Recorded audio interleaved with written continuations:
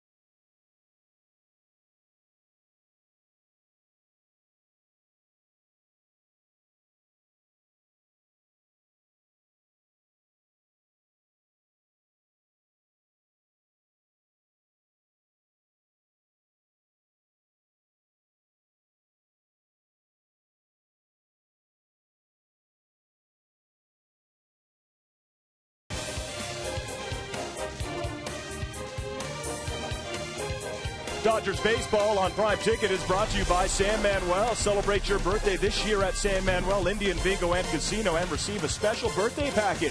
Visit sanmanuel.com for details. You must be 21 to enter the casino. We are moments away from first pitch here at Dodger Stadium with the Padres. Patrick O'Neill alongside Steve Lyons. I think it was the best April I've seen for a pair of middle-of-the-lineup hitters with Kemp and Ethier and Kemp that I've ever seen, and too bad it's May 1st. Yeah, well, I think they can keep it rolling, and, these two guys have established themselves over the last 5 years as decent major league players, but it's one thing to do that and then establish yourself as a middle-of-the-order type hitter. That's a lot harder to do, and these guys have done it. Everyone said, can they do it on their own? Do they need someone else to help them?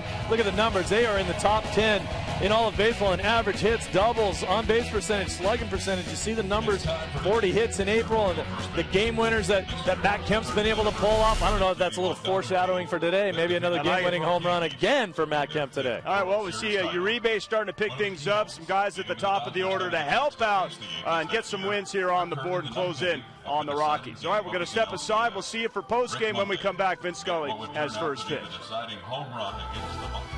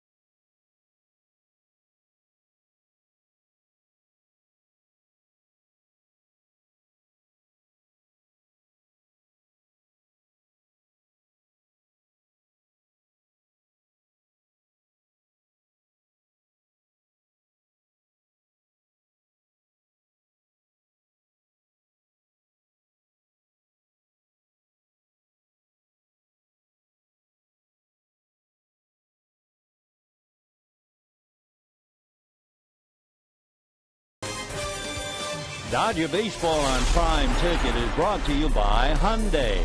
If you're looking to get more out of a new car, don't just go to an event. Join the movement at your local area Hyundai dealer. By Shakey's, win a pizza party for 10. Go to Shakey's.com. By CarMax, now more than ever, the smart choice is CarMax. And by AT&T. Hi, everybody, and a very pleasant Sunday afternoon to you, wherever you may be. It is a lovely Sunday here at Dodger Stadium as we await the start of the final game of the three-game series with the Padres, and then await the arrival of the Chicago Cubs tomorrow night. As the Dodgers take the field with their youngsters, meanwhile, for the San Diego Padres, trying to get to the 500 mark against the Dodgers, and for Don Mattingly and company, they have a slight edge. They've won 3 of 5 from the last place Padres, who find themselves 8 games behind Colorado. The Dodgers 4.5 back. Here would be Bud Black's lineup. Will Venable in right field, Jason Bartlett at short, Chase Headley at third, Nick Hundley behind the plate. Then you have Orlando Hudson at second, Cameron Maybin in center, Brad Hopp at first base, Eric Patterson in left field, and Dustin Mosley on the mound. On the mound for the Dodgers, the 31-year-old right-hander, that would be John Garland, making his 4th start of the season. Last time out, he went 7 innings, gave up 2 runs. They were solo home runs by Chris Coghlan. He is 2-3 in his career with his old team, and they're hitting about .245 against him. The last time he faced San Diego as a Dodger would be in 2009. You may remember he was with the Dodgers in 09. Then last year he won 14 and lost 12 with San Diego. Now he's back to the Dodgers and pitching very well. With a record of 1-1 and a good ERA of 3, John Garland getting ready to pitch to Will Venable, Jason Bartlett, and Chase Headley. The Dodgers have made a personnel move. They have activated hard-throwing left-hander Hong-Chi Kuo. They have sent Kenley Jansen out to make room. Jansen has gone to Chattanooga. That's Double-A. And they want him to just work on some pitches, and they feel very confident that Jansen will be back, certainly before this season ends. So the Dodgers back with Kuo. That would be the one change. And now Will Venable hitting .205, checking in. Venable with 5 RBIs. Will has a look at a strike, and we're underway. Venable last night leading off, had a couple of base hits. He went 2 for 5. No balls and 1 strike the count. The pitch to Venable in there as he showed bunt, and the count 0-2. The temperature on the rise. The other night it was 66. Last night it was 77. And today 82 at the start of the game. San Diego has been getting its leadoff men on 8 of 18 innings. And the pitch to Venable is high. That's in direct contrast to the Dodgers. One thing the Dodgers have done, meanwhile, 8 of the 18 getting on, but only 3 have scored for the Padres. And the pitch is low. 2 balls and 2 strikes. In the first game of the series, the leadoff man for San Diego reached in each of the first 4 innings. And of course, the big problem for the Padres, their offense, they're hitting 180 with runners in scoring position. Garland comes back 2-2, a little ground ball up along first. Loney takes it to the bag, and just like that, we have 1 away. For John Garland, as he retires Will Venable, that will bring up Jason Bartlett. It is the merry month of May for John Garland. In his career, he is 26-15. In no other month has Garland more than 5 wins above 500. So he's 11 above 500 in this month, and working now on Jason Bartlett. Bartlett, the right-hand hitting shortstop, has a look at his strike. Hitting .233, 3 RBIs, has been very impressive throughout the series. Very good glove and wonderful range, and complements all of that with a fine arm. Bartlett, right-hand hitter, looks at another strike, and the count 0-2. Bartlett has hit safely in 11 of his last 13. So the right-hand hitter waiting. Garland over the top. Check swing. They're going to look at first. No swing. And the count 1-2. So Jason Bartlett with Chase Headley on deck. 1 out, just starting, first inning. Garland, both feet on the rubber. Tends to work off the first base side of the rubber.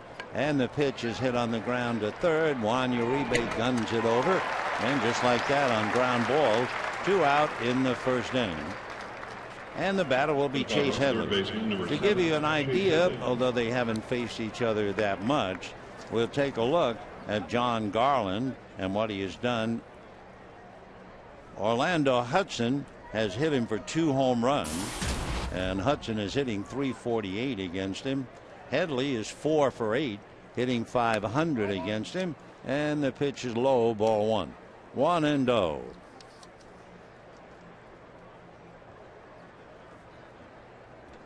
Now the 1-0 pitch on the way in for a strike. And the count 1 ball and 1 strike.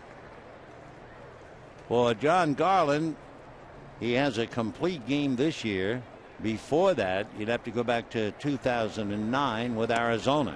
The next pitch swung on and missed 1-2. That was against the New York Mets. John is 6'6", 215, born in Valencia.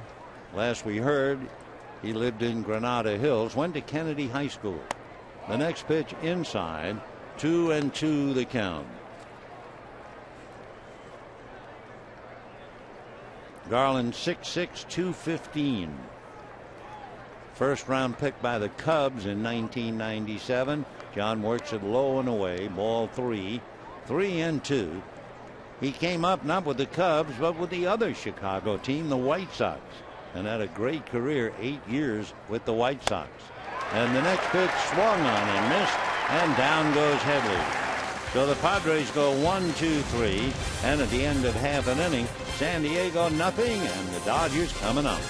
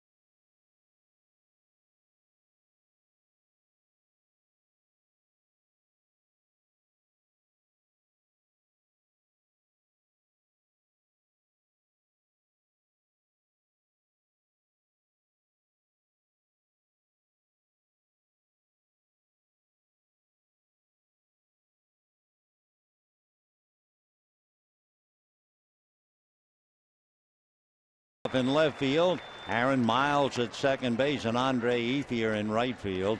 Matt Kemp in center, Juan Uribe at third, James Loney at first. Deanna Navarro will make his first start behind the plate. Jamie Carroll at short, John Garland on the mound. On the mound for San Diego, Dustin Mosley. Interesting, he was born in Texarkana, Texas, and moved to Texarkana, Arkansas. He went to Arkansas High School and was originally a #1 pick by the Cincinnati Reds. Dustin is 6'4", 210, not known for throwing very hard, certainly not known for striking out a lot of people, and his first pitch outside, ball 1. Leading off for the Dodgers is young Gwynn, hitting .264. Tony Show's bunt takes a strike, and the count 1-1. Tony has hurt his old team with the glove Friday night and with the bat last night.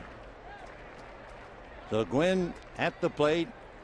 Mosley ready. Dustin over the top and drops it low, and the count goes to 2-1. Mosley has only struck out 10 batters, and one of his problems, he can't throw the ball by very many hitters. In other words, a lot of foul balls. Ground ball this time to Orlando Hudson, and that'll do it for Gwynn. So 1 up and 1 away, and the batter will be Aaron Miles. Number 6, Aaron Miles. So Gwynn rolls to the right side, 1 down. Aaron Miles, switch hitter, checking in left-handed, and Mosley ready to work. For Mosley, he has that rather unbelievable record. No wins, 3 losses, and an earned run average of 1.9. That's pretty hard to figure out until you realize he never gets any runs. The pitch is in for a strike, 0-1 to Miles. Dustin has gotten 2 runs in 31 innings. So he has really suffered from a very poor San Diego offense. His fastball hit in the air to left field, but moving to his right to pick it off is Patterson. And we have 2 down in the first inning. And here comes Andre Ethier, and everybody sits forward a little bit to see what will happen here. Andre Ethier has hit safely, as the world knows, in 26 straight. Standing in front of him in Dodger history, you have Duke Snyder and Joe Medwick. They hit in 27 straight. Zach Wheat hit in 29 straight. And the three dog, Willie Davis, hit in 31 straight. So Ethier at 26 has company of two old-time Dodgers that pitch in for a strike. Willie Keeler, remember the old expression, hit them where they ain't? Well, Willie Keeler had a 26-game hitting streak, and Harvey Hendrick also a 26er. The pitch low and away, and Andre with a 1-ball, 1-strike count. Ethier hitting .380, 3 home runs, 16 runs batted in. Here comes Mosley, and it's a ground ball to the right side. Hudson playing him on the grass makes the play, and that's that. Interesting, Ethier has kept his hitting streak alive against pitchers who have given him a bad time. The one pitcher that he hits hard, Mosley. We'll see. No score at the end of 1.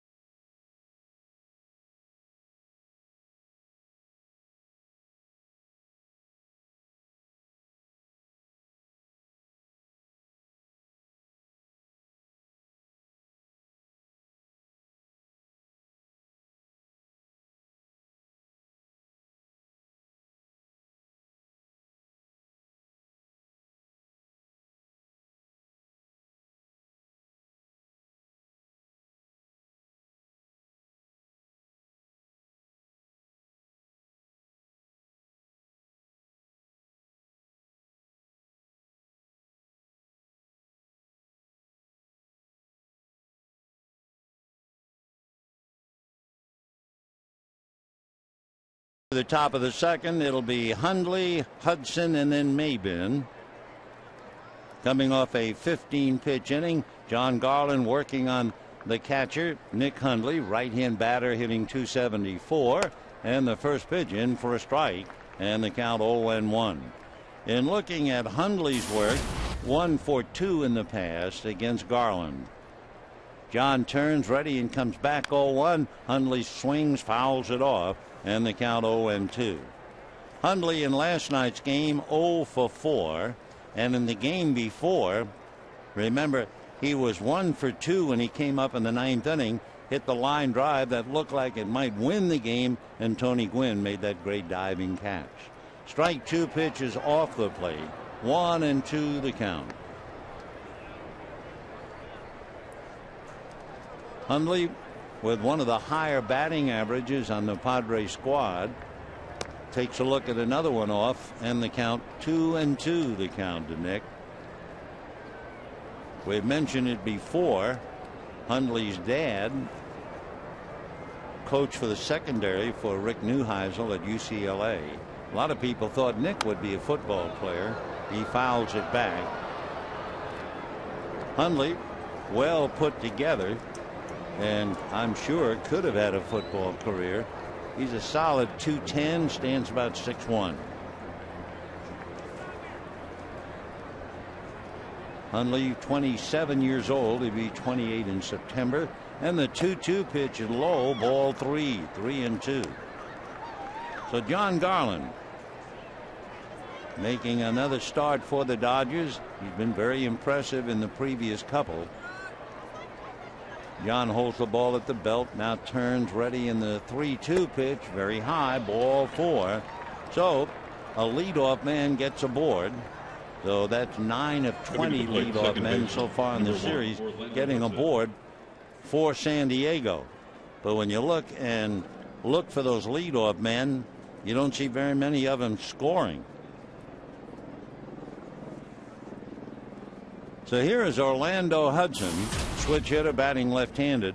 Hudson, 8 for 23. That's a .348 batting average and 2 home runs against John Garland, who takes a little walk out on the grass behind the mound, turns his back on home plate, now slowly coming back up again.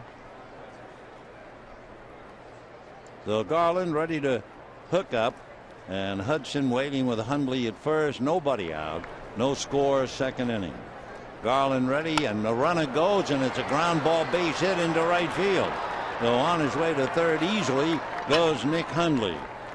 So Hudson continues to hit Garland. Maybe John turned his back and walked away hoping he'd go away. But Hudson was still there and promptly hits the first pitch into right field. So first and third, nobody out. And it'll be Maben, Haup, and Patterson in that order. No score. We're just in the second inning. John Garland had 2 great years for the Chicago White Sox in 05 and 06. He won 18 games each time. So young Maben checks in, hitting .247 against him. Garland set, checking. He has to worry about Hudson too. And the pitch to the plate swung on and fouled outside of third. For San Diego, since they don't have any power in their attack, they run, and they have 32 stolen bases. That will be second to Kansas City. The Royals have 34, and Bud has a rabbit over at first base. Orlando Hudson is 9 for 9 as Hundley comes down the line from third. Strike one pitch to Maben, and that's a little low. 1 ball and 1 strike. Last year the Padres did pretty well here at Dodger Stadium. They won 5 of 9. So far they have split the 2. So Cameron Maben, young right-hand hitting center fielder, runs very well. Hudson cautious lead at first. Hundley short lead at third. Nobody out. Garland ready and deals, and it's in the dirt. Nice block by Navarro, and a new ball put in play. So John Garland,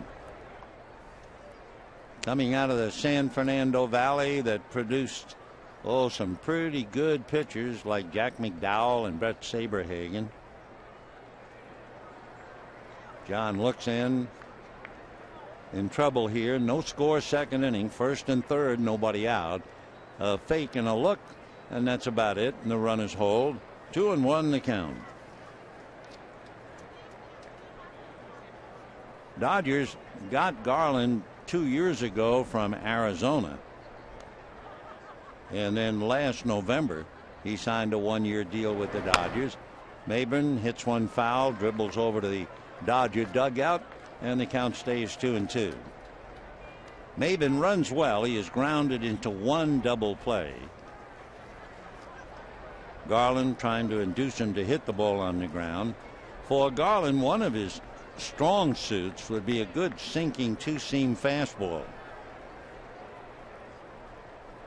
John set at the belt. Another look at the runners, and the 2-2 pitch coming up. Off speed, a breaking ball whacked into left center for a base hit.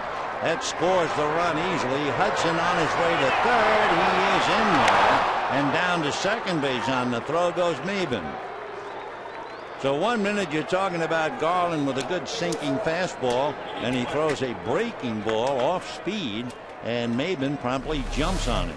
Batting next, first baseman, number 11. So with the base hit to left center field, Maben picks up a base hit, run batted in, brought in by Hundley, and then for good measure, when Hudson makes it to third, Maben goes to second on the throw, and the Dodgers are in a hole.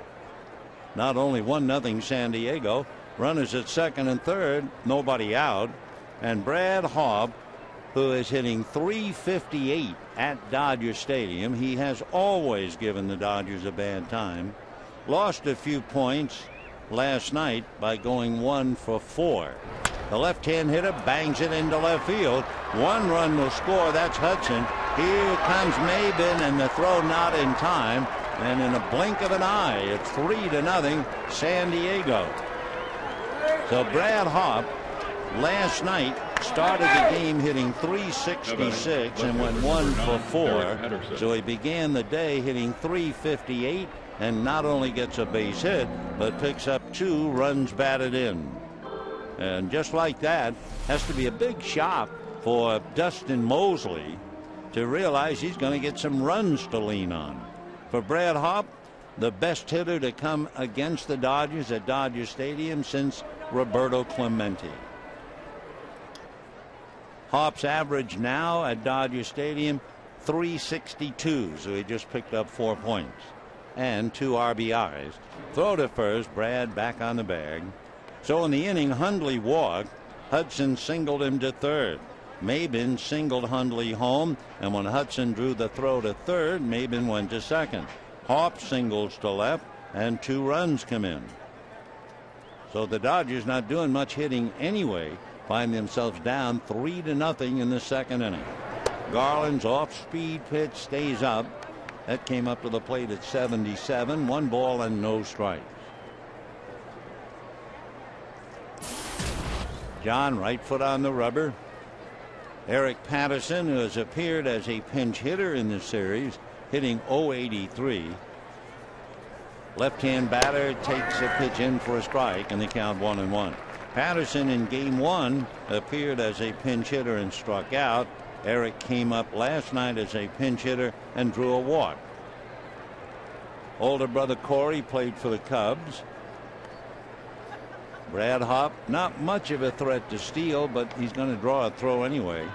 If they turn Hopp loose, the chances are it'll be part of a hit and run play.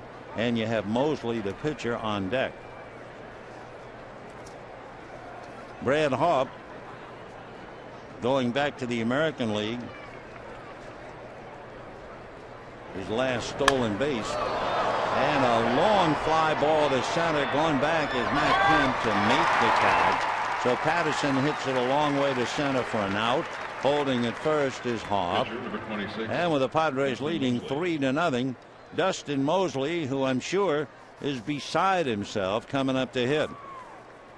Now here's Mosley, who has gotten 2 runs in his last 32, almost 33 innings, and has received 3 runs here in 1 inning. With Hopp at first base and 1 out, Loney advising Garland that he's going to still be on the bag, and there might be a bunt expected from Mosley, right-hand batter. Sure enough, he shows bunt, drops it foul back into the screen, and the count 0-1. Mosley does have 1 sacrifice in this young year. The boy from the borderline of Texas and Arkansas. Interesting, wouldn't you know, 2 cities with the same name, separated by the state line, Texarkana. The strike 1 pitch, he gets a good bunt down. Loney has to make the play. Miles covers, and on the sacrifice, Hopp advances to second base. 3-0 in favor of the Padres here in the second inning. And Will Venable coming up.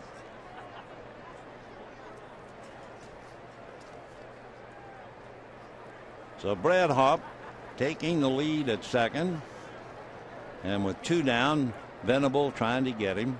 Garland ready, over the top fastball, hit to the right side, out on the grass is Miles to get him, and that's the end of the inning. But not before San Diego puts 3 up on the board on 3 hits and a walk. And at the end of an inning and a half, 3-0 San Diego.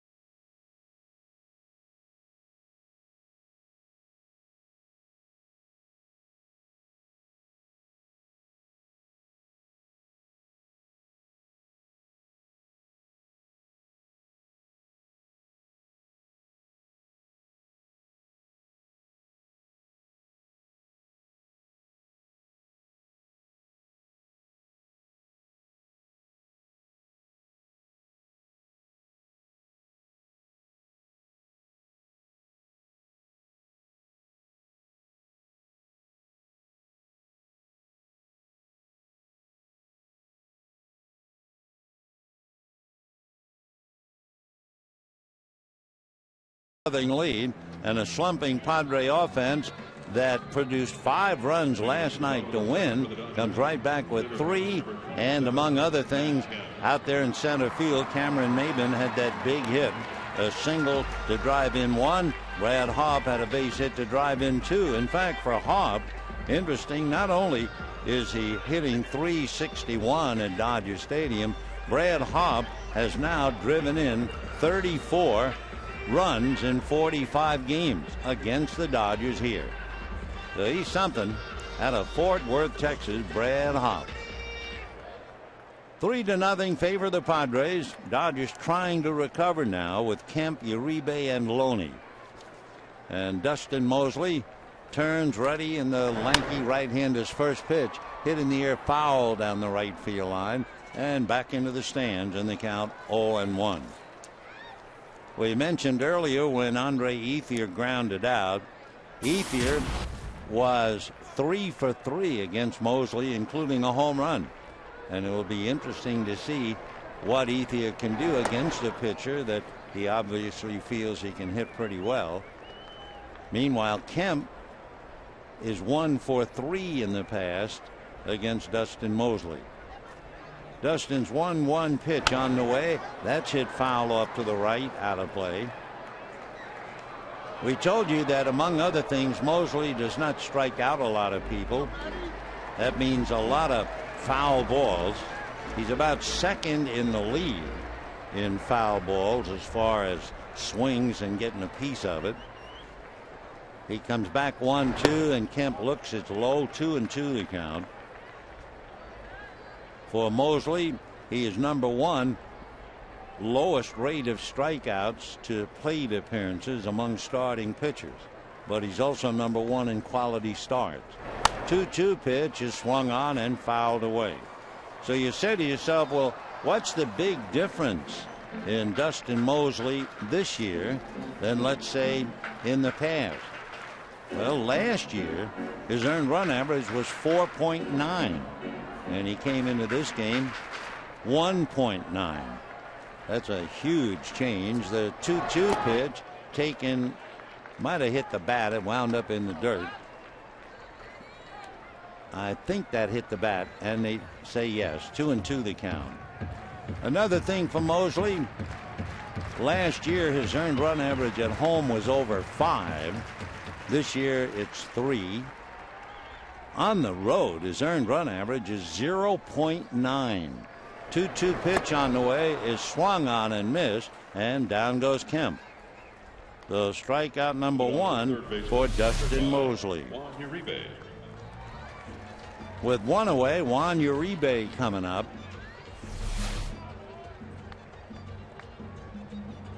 For the Dodgers, the leadoff man in the first inning, Gwynn, grounded out. The leadoff man here in the second inning, Matt Kemp, struck out.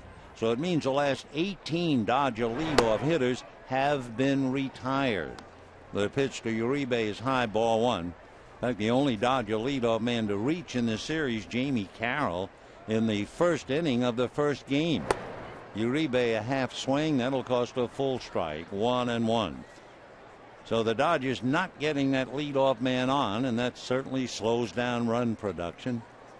1-1 to Uribe, 1 out, second inning, 3-0 San Diego. Uribe, a big chopper to third. Headley is there and throws him out. 2 down. And the batter coming up will be James Loney. The plate umpire today is Hunter Wendelstedt, and his father, Harry Wendelstedt, was a wonderful umpire from 1966 to 1998. And you know, since this ballpark opened up in 1962, there have been great players, we have had great plays, and we've had wonderful umpires. And his father, Harry, made the most electrifying call in the history of Dodger Stadium. Here's Loney, and checks up for a strike, 0-1. That's when Don Drysdale was extending his scoreless streak, and Hunter's father was right where he is behind the plate. Strike 1 pitch to Loney away, 1-1. During that game with the Giants on May the 31st, 1968, that would be Hunter's dad's 3rd year as a major league umpire. The Giants had the bases loaded. The 1-1 pitch off the plate, ball 2, 2-1. And with the bases loaded and Dick Dietz, the batter, Drysdale hit Dietz. Well, everybody thought, okay, that forces over the run, that breaks the scoreless string. But Harry Wendelstedt said no as Loney fouls it off. And Harry went to the rule book and said Dietz did not make an honest effort to avoid being hit by the pitch. Well, you can imagine here in Los Angeles, Dietz was retired. The streak was alive of scoreless innings to 56. And of course, in Los Angeles, it was a sensational call. In San Francisco and the manager Herman Franks, it was a nightmare call. But that was it. That's the biggest, most historic call, I think, in the history of the ballpark by an umpire. And Son Hunter is here today. 2-2 pitch is inside, ball 3, 3-2. Hunter, by the way, has been umpiring in the major leagues over 12 years.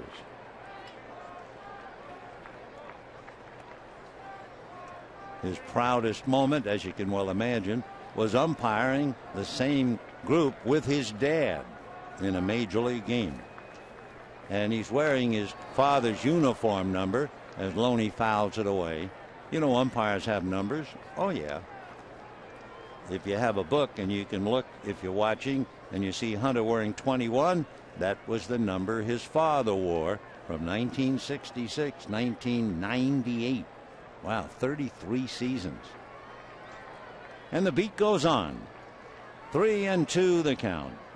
Fastball whacked down the line, foul and out of play.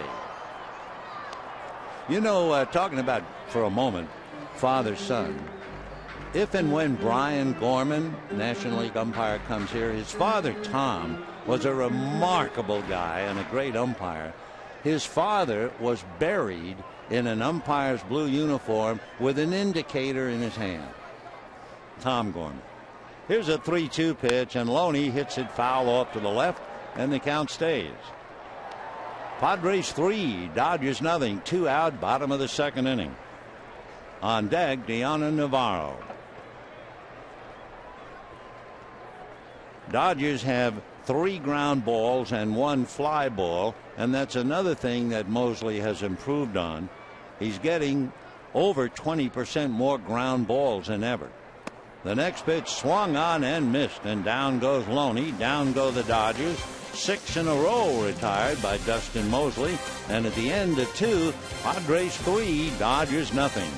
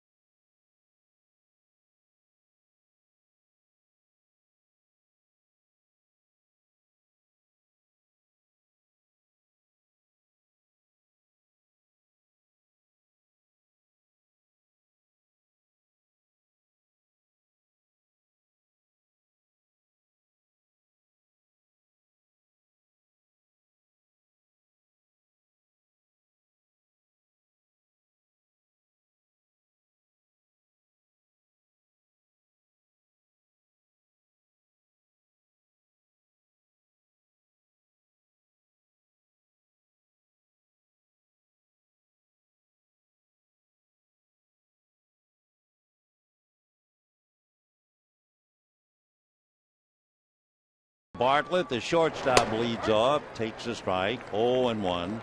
Bartlett grounded to third in the first inning. Then Chase Headley and the catcher Nick Hundley. When Bartlett played with the Rays, you know how highly regarded he was? They thought he was the smartest player on the team. That's what I've heard. 1 ball and 1 strike to Jason. Everett Cabrera couldn't quite cut it for San Diego, so they went out and got Bartlett. He takes off the plate, ball 2. Jason from Mountain View, California, lives at Lodi. Originally drafted by the Padres out of the University of Oklahoma. High fly ball down the left field line, moving over is Gwynn to make the catch. And we have 1 away. You know, Tuesday, the Dodgers and Cubs, well, you can get your own Dodger cooler bag presented by Coca-Cola. To secure your seat, go to Dodgers.com/promotions or call 866-DODGERS. 1 away in the 3rd. Now we get to the 3H club. That means Headley, Hundley, and Hudson. And the first pitch, ball 1 to Chase Headley, who struck out in the first inning.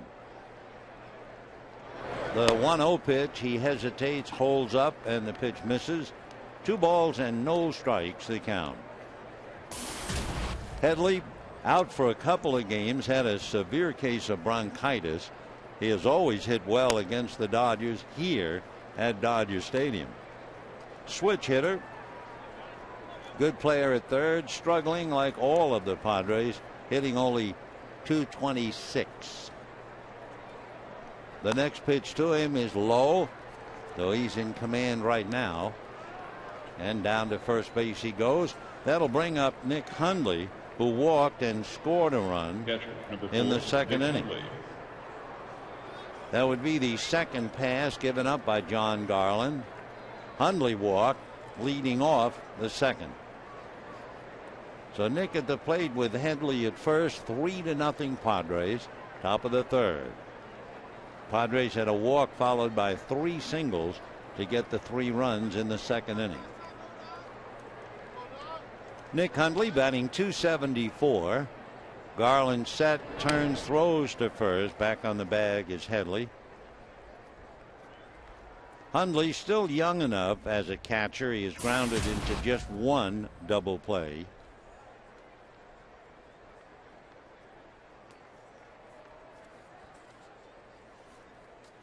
Headley off the bag.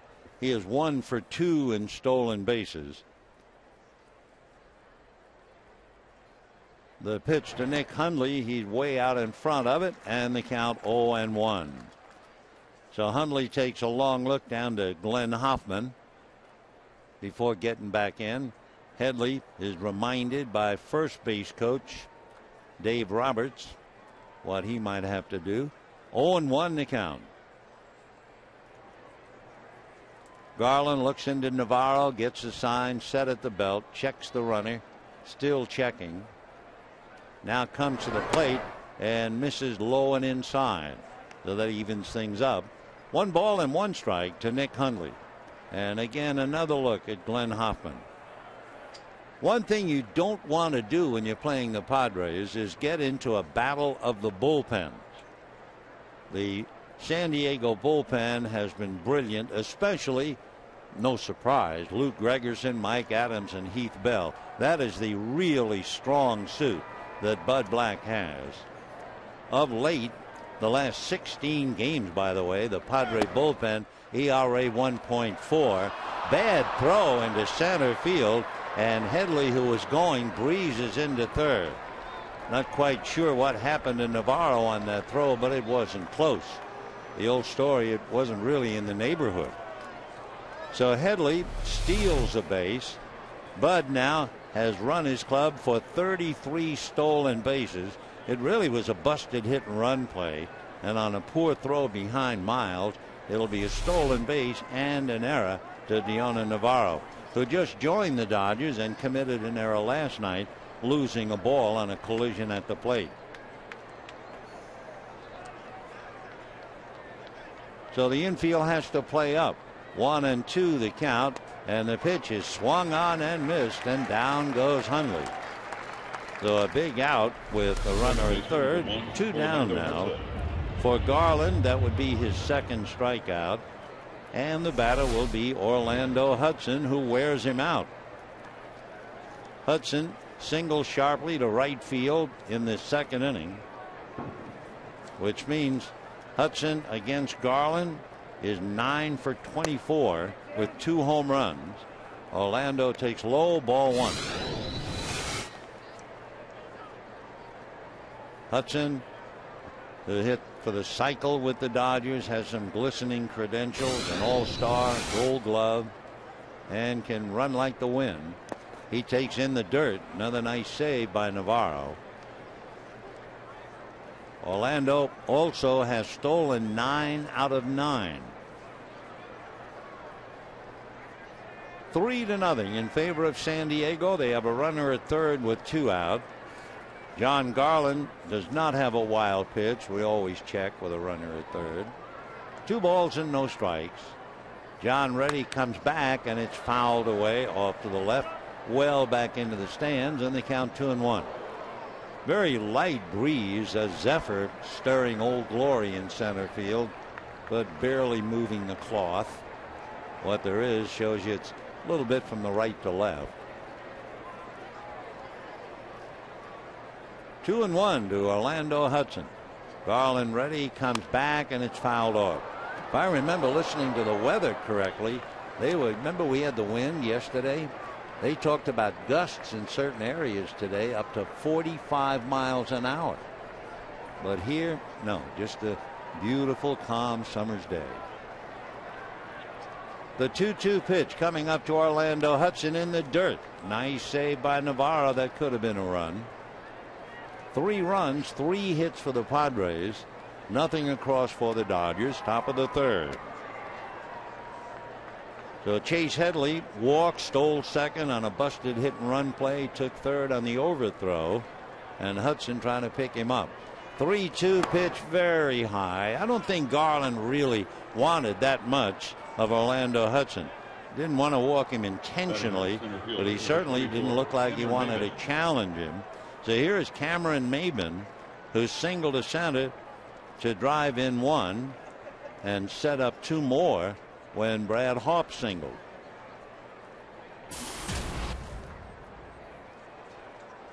Cameron Maben worked his way up the ladder. He's from North Carolina. Fleet-footed center fielder, and he has Headley at third, Hudson at first, and just to complicate matters for John Garland, he has to worry about Hudson possibly trying to steal. Garland ready and delivers, and the pitch way inside, ball 1. 1-0 the count. Again, they're checking with Glenn Hoffman. Garland is not an easy pitcher to run on, even though Headley stole a base. In his career, he has a remarkable set of numbers.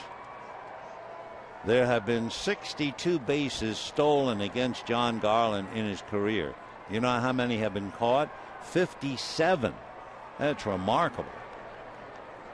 In his entire career, Garland has 1 balk that came here in April, remember? The next pitch in for a strike. 1 ball and 1 strike. And of course, for John Garland, when you talk about 1 balk, that starts 12 seasons ago. 1-1 the count. Runners at first and third, 2 out, and the Padres leading 3-0. Garland at the belt, Maben waiting at the plate. John very deliberate, now to the plate. Swung on, fouled away down the right field line, deep in the lower deck. Well, we'll see if we can find out any news on Colorado and San Francisco. Colorado trailing Pittsburgh 4-2. That's an early report out of Denver. Giants, lost Pablo Sandoval. He broke his hand. He's out for a good 6 weeks at least. The Giants lost 5-2, so we'll keep track of the Rockies. 1-2 the count to Cameron Maben. 2 out, runners at first and third. 3-0 San Diego, top of the third inning.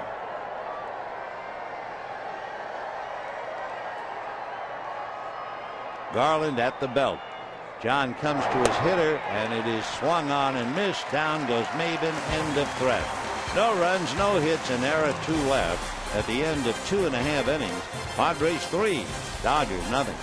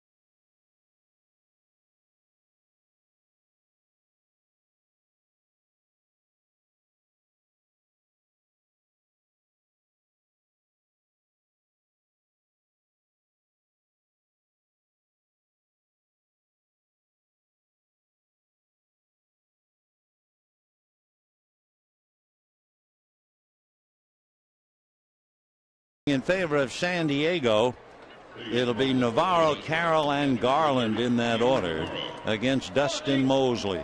We told you that the Giants lost. The Rockies are losing to Pittsburgh 6-2.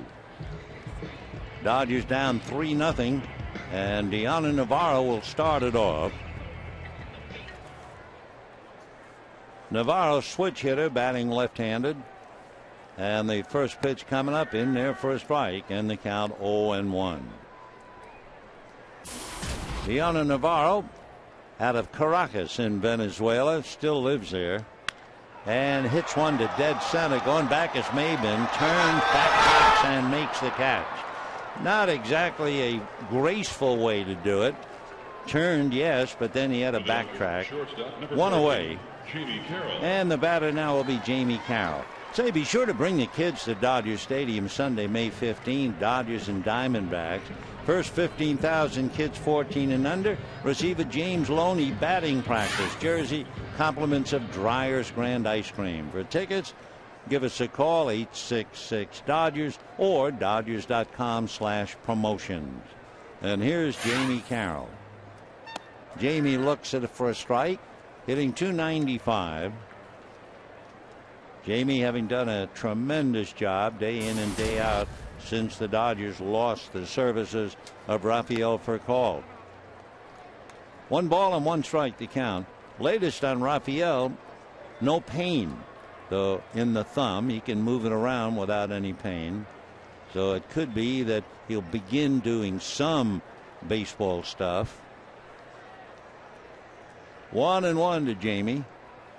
Next one is off the plate, ball 2, 2-1. Dustin Mosley doing a very good job. The boy from Texarkana. He worked with a trainer. You know how important legs are for a pitcher, shoving off the rubber. 2-1 pitch is hit down the right field line. Fair ball. Chasing it is Venable. And Jamie running for dear life into second with a double.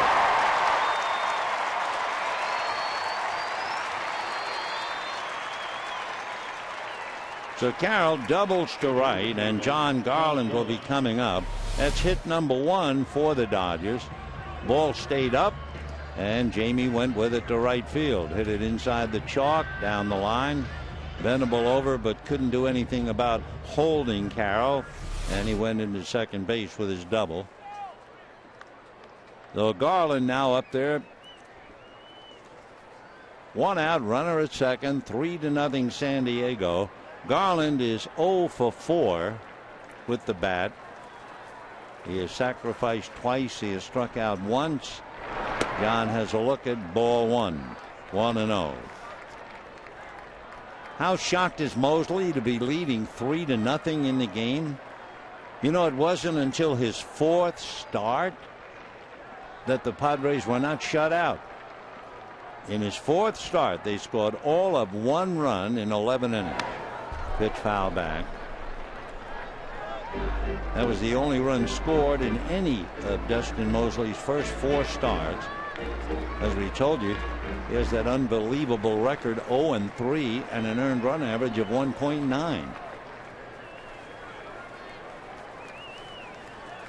Carroll at second, 1 out, 3rd inning, 3-0 San Diego. Mosley's next pitch is swung on and missed. 1-2 the count. Padres in the second inning, like a string of firecrackers after Hundley walked. They had singles by Hudson, Maben, and Haupt, and had themselves 3 runs. 1-2 to Garland. Time at the plate.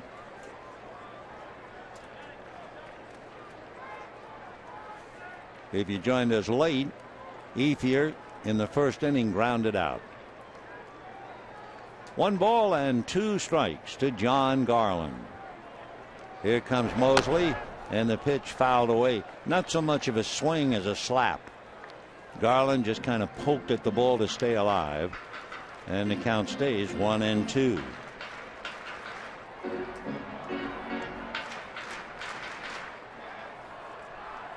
Three runs, 3 hits for the Padres, no runs, 1 hit for the Dodgers, and we're in the 3rd inning. Outfield shaded a little bit. Maben playing him a little over towards right center. The 1-2 pitch is in the dirt. They're going to check swing, no swing, says Vic Carapazzo, the first base umpire. And they count to Garland 2-2.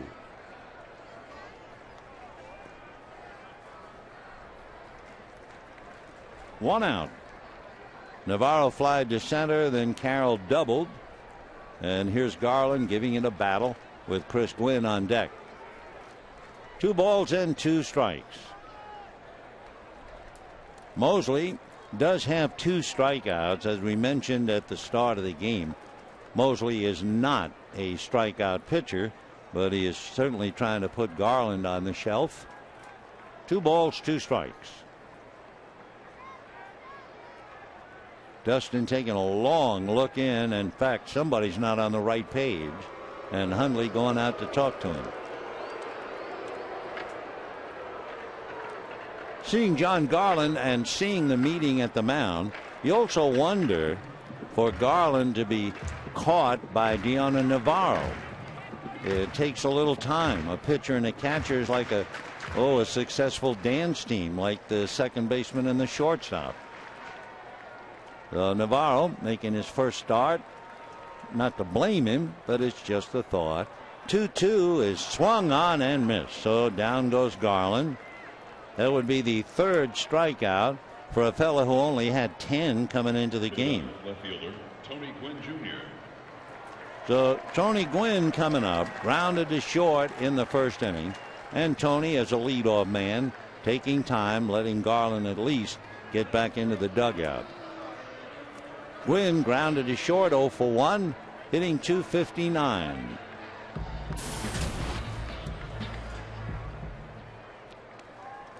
Interesting thing that Jamie Carroll doubled, batting 8th in the lineup. The bottom 3 hitters in the league, numbers 7, 8, 9, whatever team, they're hitting .364 against Mosley coming into this game. That's a strike.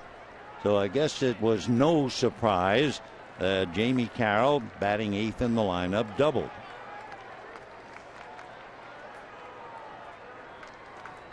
Oh, and 1 the count. Aaron Miles on deck. Dustin set, ready, over the top, drops it low and away.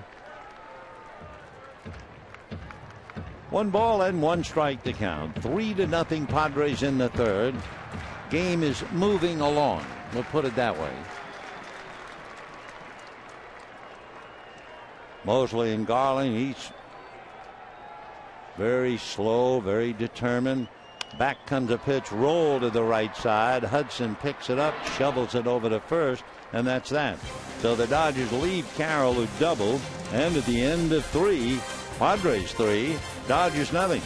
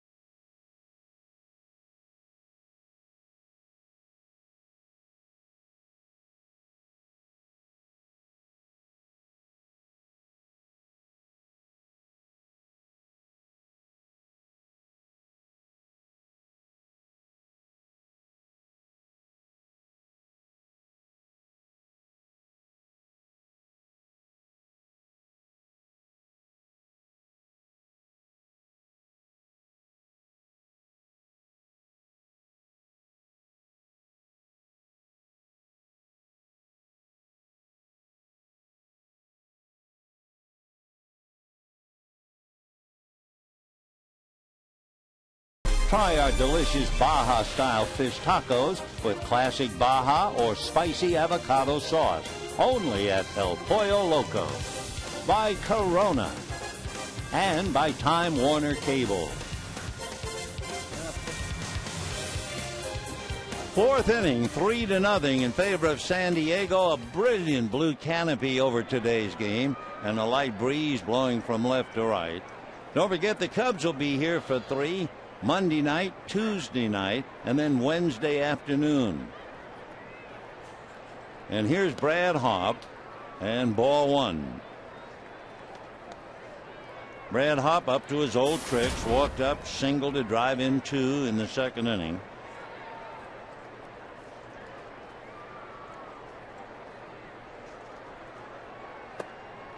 Two and 0. He gives the Dodgers such a bad time. You'd certainly expect to see his picture on Los Angeles post office walls. Big boy out of Fort Worth, Texas. 2-1.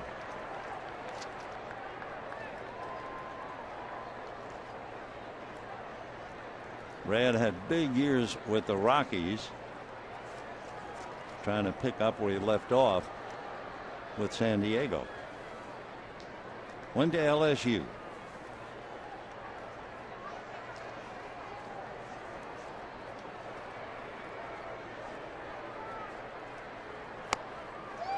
Two and 2.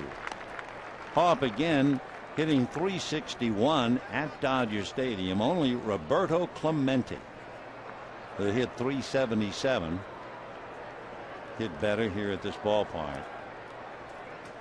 He has 10 home runs. He has 34 runs batted in, counting the 2 today here. Against no other club has he hit more than 13 home runs, and this time Garland finds a solution and strikes him out. That would be the 4th strikeout for John Garland. And it'll bring up Eric Patterson, who fly deep to center in the 2nd inning. 1 away, 3-0 Padres, 4th inning.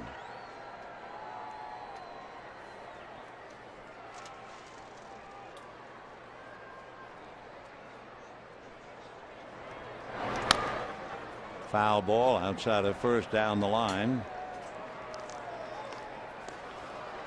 Eric Patterson originally drafted by the Cubs, trying to follow in his brother's footsteps.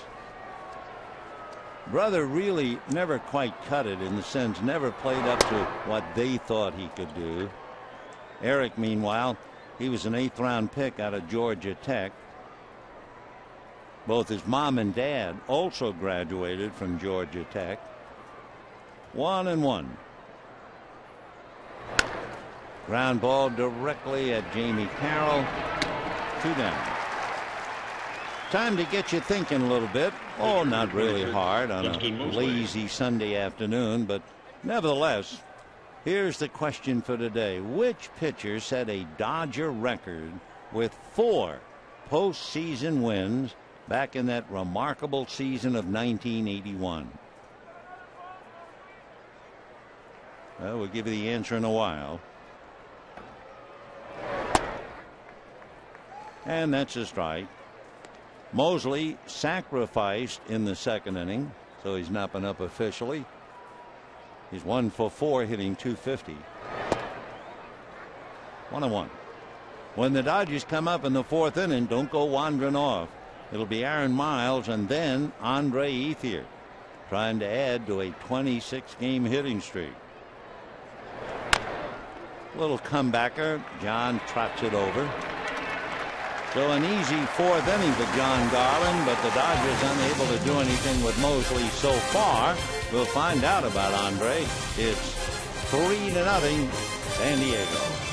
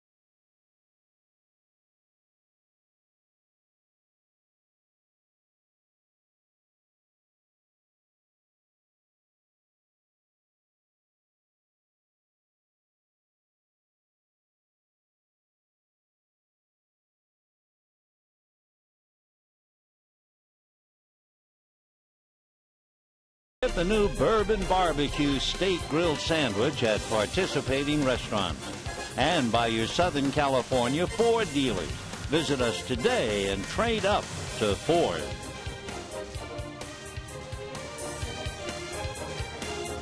Well, it's still 3-0 San Diego. They picked them all up in the 2nd inning. When Nick Hundley walked, Orlando Hudson singled him to 3rd. Cameron Maben singled home Hundley, with Hudson taking 3rd and Maben going to 2nd. And then Brad Hopp singled to drive in numbers 2 and 3.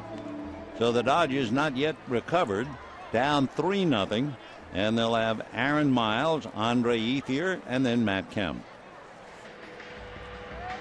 We told you earlier that the National beat the Giants 5-2. Jason Worth had 3 hits.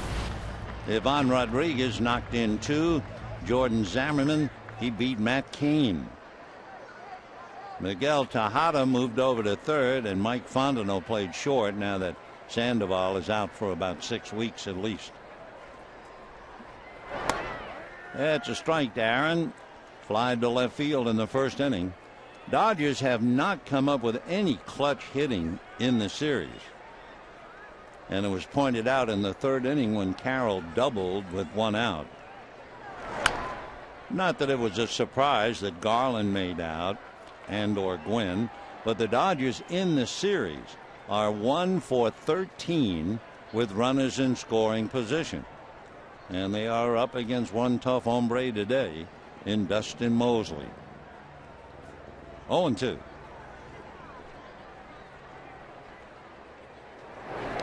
Check swing. They're pointing at him. Strike 3. So down goes Miles. Tried to hold up, couldn't do it. That is the 4th strikeout. Now remember, Mosley came in here with only 10 strikeouts, the reputation of a contact hitter but not a strikeout pitcher, and he has 4 in 3 1/3 innings. And now here is Andre. He already joined select company: LaDuca, Sachs, Davis, Buzz Boyle, Willie Keeler, Harvey Kendrick. Now he's trying to tie Duke Snyder, among others. Ball 1. Duke Snyder and Joe Medwick. Joe Medwick, the last fellow in the National League to win the Triple Crown. And of course, Duke in the Hall of Fame. 2-0 the count to Andre Ethier.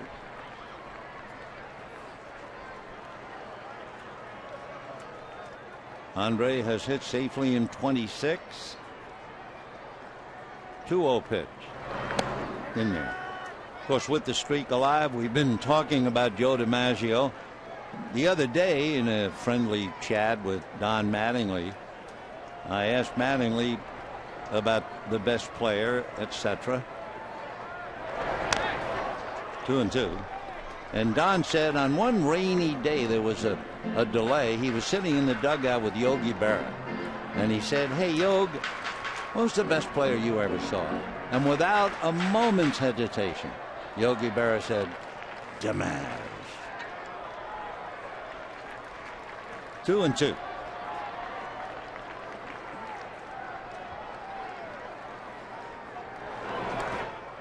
Ball 3. Now Ethier has handled him well in the past. As we mentioned, he was 3 for 3 with a home run against Mosley.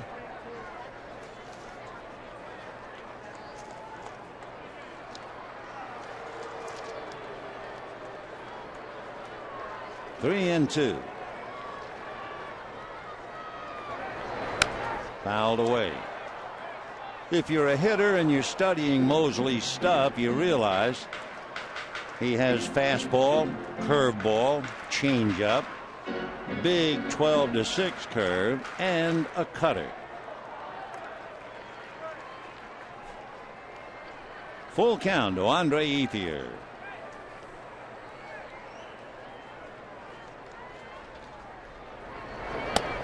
And he walked. So Ethier draws the walk. I'm sure a lot of folks somewhat disappointed that he didn't get a chance to swing the bat. Though he's still at 26, and the batter now is Matt Kemp.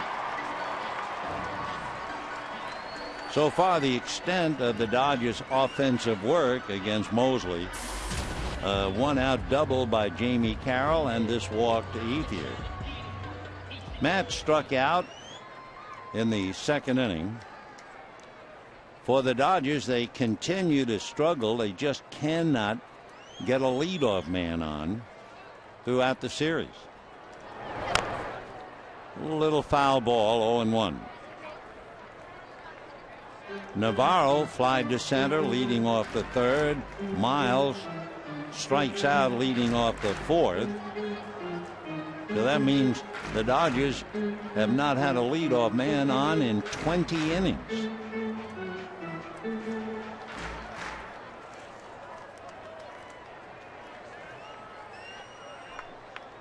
Oh and 1 to count to Matt, hitting .364.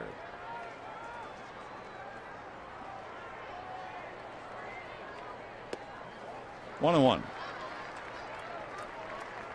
We mentioned it early, but for late arrivals, the Dodgers activated Hung-Chi Kuo, and they sent Kenley Jansen to Double-A Chattanooga. 1 ball and 1 strike. And that's going to be smoked into left field for a base hit. So the Dodgers have runners at 1st and 2nd with 1 out. And representing the tying run Juan Uribe coming up. Dodgers third baseman number 5, Juan Uribe. So Matt just staying on it and flattens it out. Line drive, base hit to left. 2 on, 1 out, 3-0 San Diego. Uribe grounded to third in the second inning. And again, now with Ethier at second, the Dodgers trying to improve with runners in scoring position. They're 1 for 13.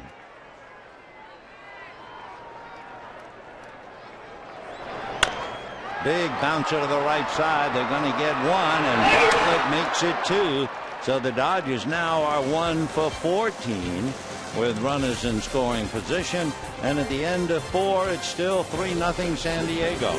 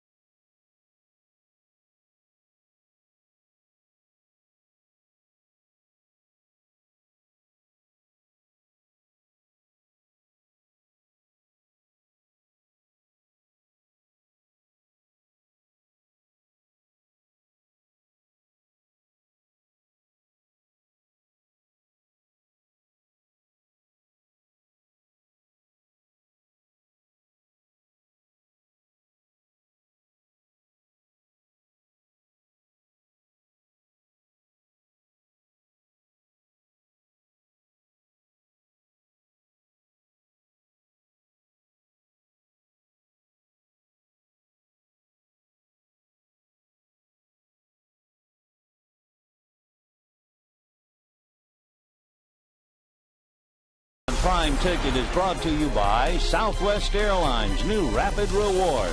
Unlimited reward seats and no blackout dates. We're going to the 5th inning on this gorgeous day. John Garland battling Dustin Mosley. So far the Padres have a decided edge, 3-0. And it'll be the top of the order for San Diego. Will Venable, Jason Bartlett, Chase Headley. Big slow curveball for a strike.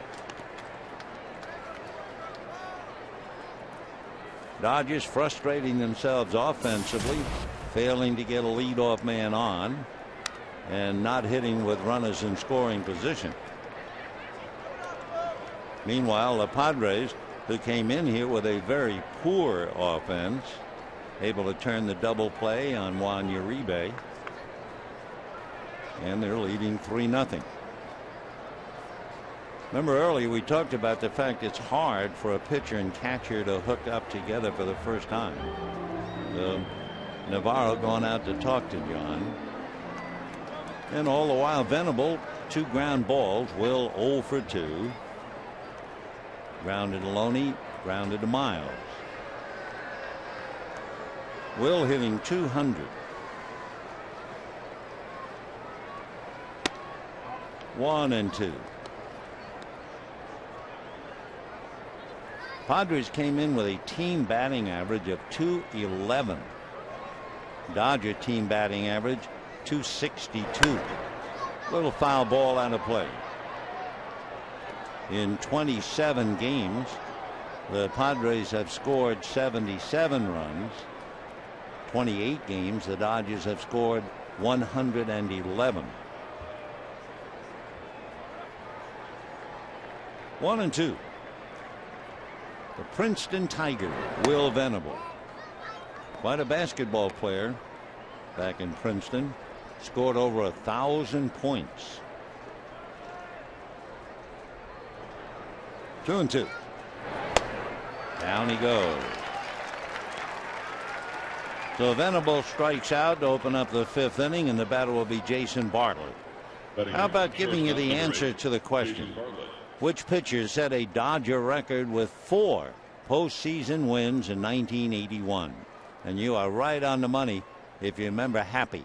Bert Hooton, 4-1 in playoffs, clinching Game 5 of the World Series in New York. During that postseason, by the way, Bert Hooton's earned run average was 0.82. He allowed a total of 3 earned runs in 5 starts. Happy is the pitching coach in the Astro minor league system. Used to be in Round Rock, now Oklahoma City. 1-2. Bartlett grounded to third, fly to left, 0 for 2.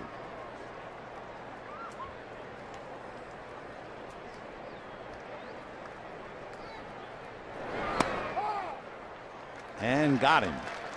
Kind of a dramatic 1-second beat before Hunter rung him out. So Bartlett strikes out. Back-to-back strikeouts in the 5th. Watch this. In there. There's the call. And Bartlett thought he might have gotten away with one, but down he goes. That'd be 6 strikeouts for John Garland. And now Chase Headley, ball 1. Headley had struck out in the 1st inning, walked in the 3rd, stole a base.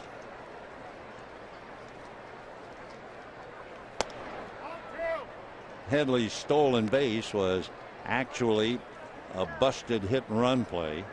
The pitch was missed at the plate by Hundley, but Headley was safe at second. Navarro's throw wound up in center field.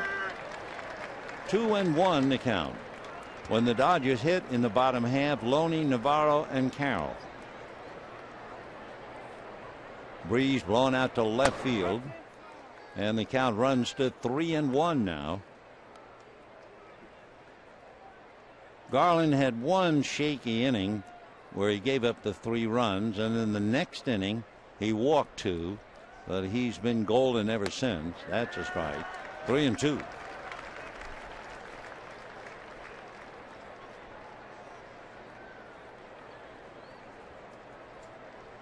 Three and 2 to Chase Headley.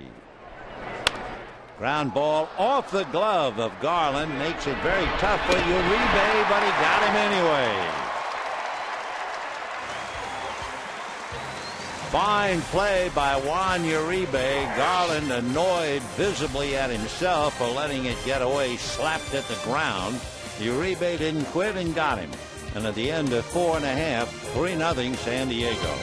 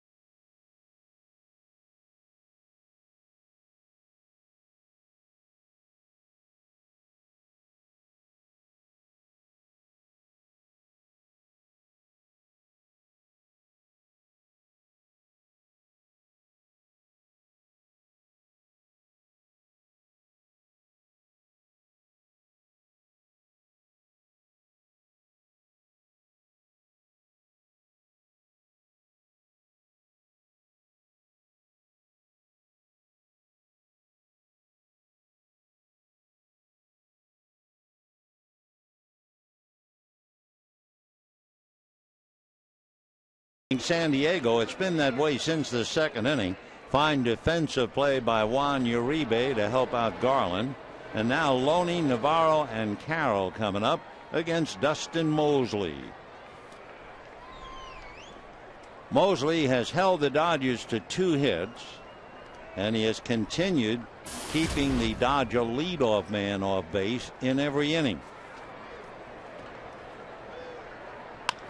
And a fly ball. Maben is there. And just like that, another leadoff man bites the dust. 1 away. So, you know, Tuesday, May 17th, the Dodgers, Brewers, and you can take home your very own mini ace of the Dodger pitching staff on Clayton Kershaw bobblehead night, courtesy of Bank of America. For tickets, visit Dodgers.com/promotions or call 866-DODGERS. Clayton Kershaw will be on the mound tomorrow night against James Russell of the Cubs. It'll be Russell, Dempster, and Zambrano in that series. Dodgers will have Kershaw, Billingsley, and Lilly, and then they'll leave town and go to New York and Pittsburgh. 1 ball and no strikes to Diana Navarro. Fly to center in the 3rd inning. 2-0 the count.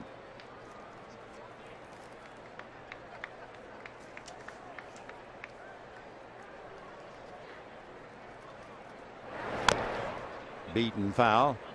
Navarro, signed by the Yankees back in 2000, came into the Dodger organization in 2005. They brought him up and he stayed here 05 and 6, went back down, surfaced with the Devil Rays, and has come back to the Dodgers. Right.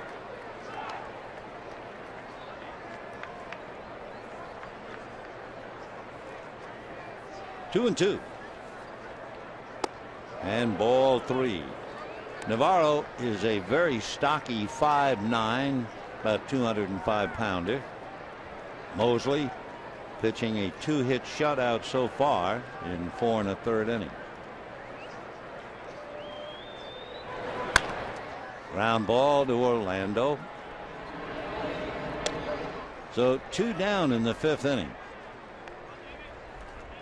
And the batter will be Jamie Carroll. Down in the Dodger bullpen, Blake Hawksworth begins to loosen up. Coming out on deck, Marcus Thames to hit for Garland if they get anybody on. 2 out, 5th inning, 3-0 Padres.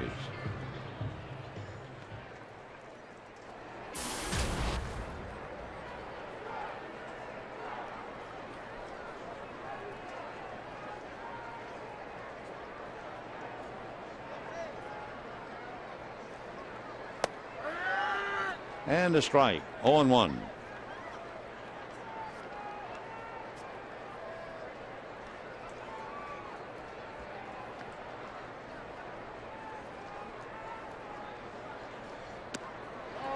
Just off the plate. 1 ball and 1 strike.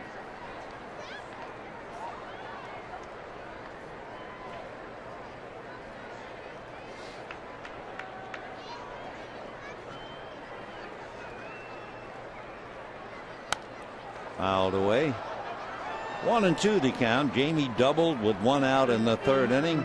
Got his average back up to 302.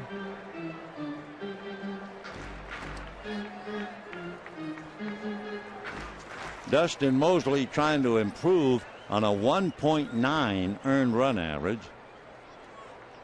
In case you're wondering, the Dodgers have been shut out twice this year. 2 and 2. One's at home, one's on the road.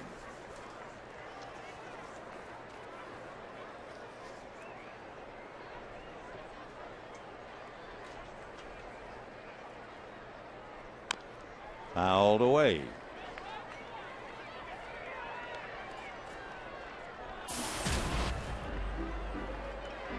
Mosley so far pitching the way he likes to pitch. He's allowed 3 fly balls. Either strikeout or ground balls.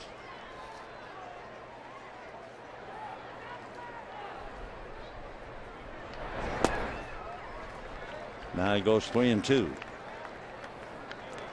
They weren't sure when Dustin Mosley was with the Angels back in 6 and 7. Mike Scioscia kind of flopped him back and forth from starter to reliever. Ground ball exactly where Bartlett is playing, gets rid of it in a hurry. So down go the Dodgers in the 5th inning, and at the end of 5, Padres 3, Dodgers nothing.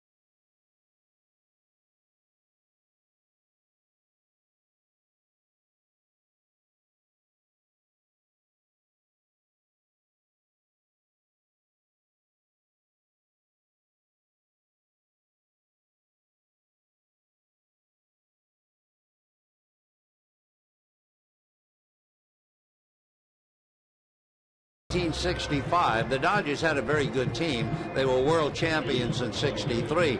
In 65, playing the Giants on this day at night, Tommy Davis, the club's leading hitter, broke his ankle at second base, and everybody said, there goes the year. And they brought up Lou Johnson, and they won everything in sight. Let's go back to this one.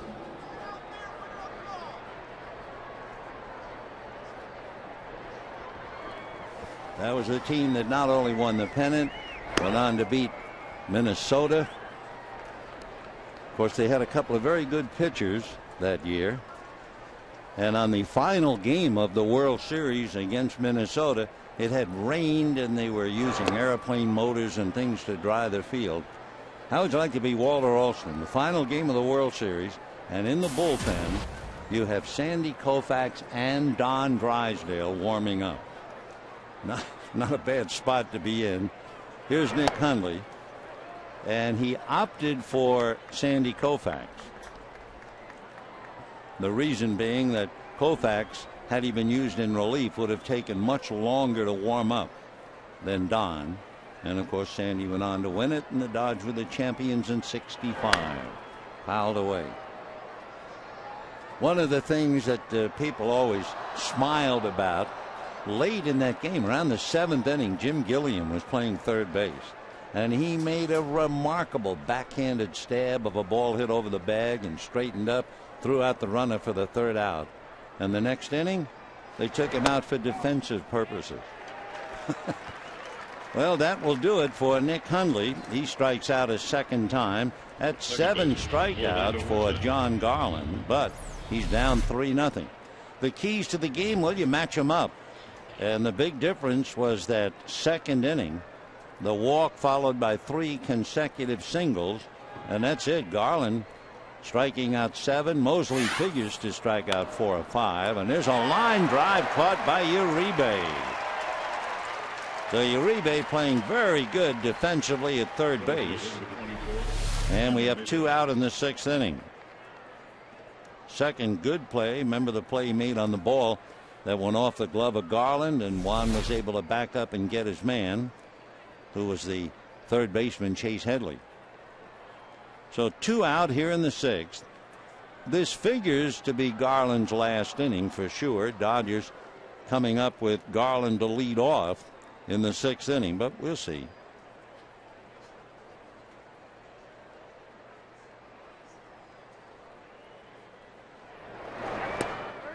Breaking ball strike. 0-1. Cameron Maben singled in one. And when the throw went to third, he took second, and then both men came home on a single by Brad Hopp. Maben hitting .253.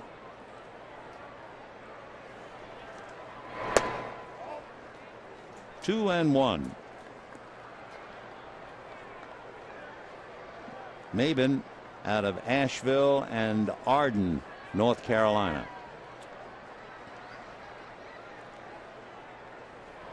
Two and one. Ball three.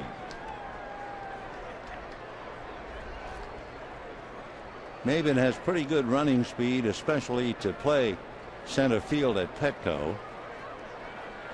3-1 to count. And he's aboard. Now in the minor leagues, Maben stole 27, 21.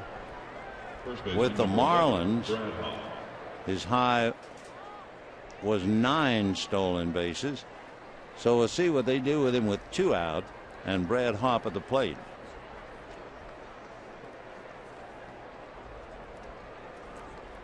Garland with 7 strikeouts, but he's also fought his control. He's walked 4.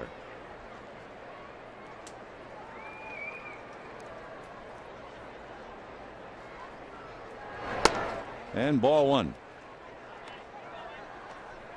Brad Hopp single a left to drive in 2. Leading off in the 4th inning, he struck out. Brad overall hitting 159, but the Dodgers don't believe that, because hitting around 360 at Dodger Stadium throughout his career. Mike McDougal gets up in the Dodger bullpen. 1-1 to Brad Hopp.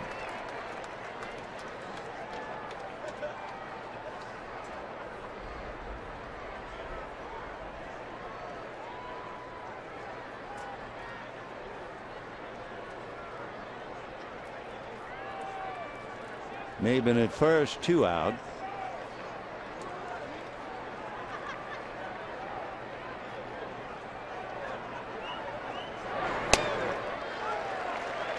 So Hopp now 1-2 the count to Brad. Remember, with those 2 RBIs he picked up in the 2nd inning. He has 34 in 45 games here at Dodger Stadium.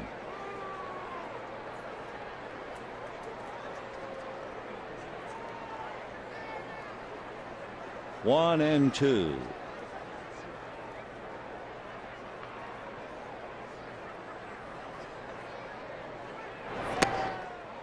Two and two.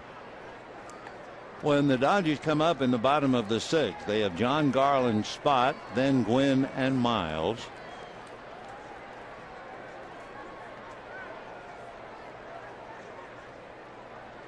Mike McDougal throwing in the pen, so that makes you think a pinch hitter.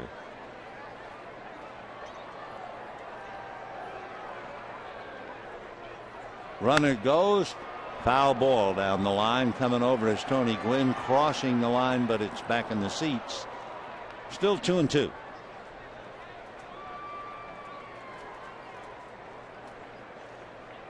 Garland has now made exactly 100 pitches. Those 4 walks took a lot out of him.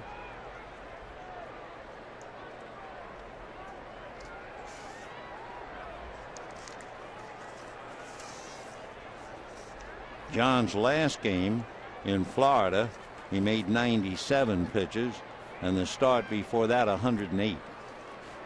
So he got 100, 2-2. Maben does not go, and down goes Hopp.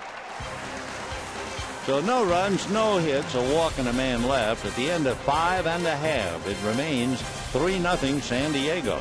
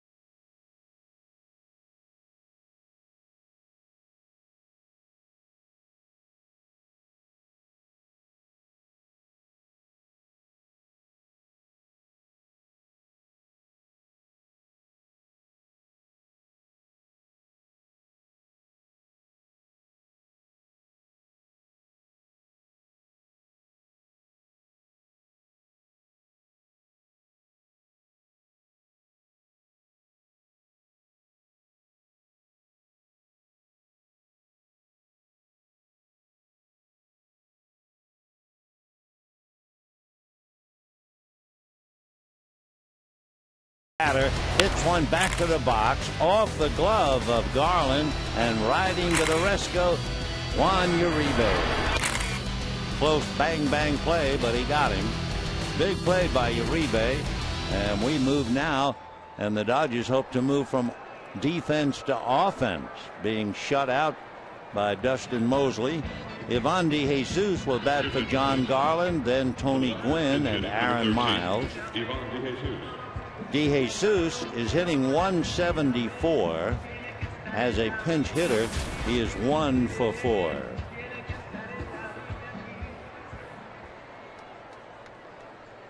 Father had a fine career in the big leagues, so a chip off the old block starts things in the bottom of the 6th. And a strike. DeJesus has never faced Mosley, and vice versa. 0-1. 0-2. So John Garland made 101 pitches.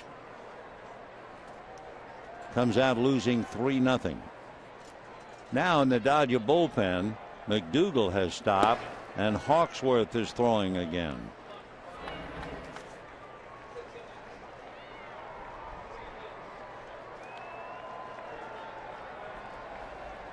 John Garland, 6 innings, 3 hits, 3 runs, 4 walks, 8 strikeouts. Fouled away. Still 1-2.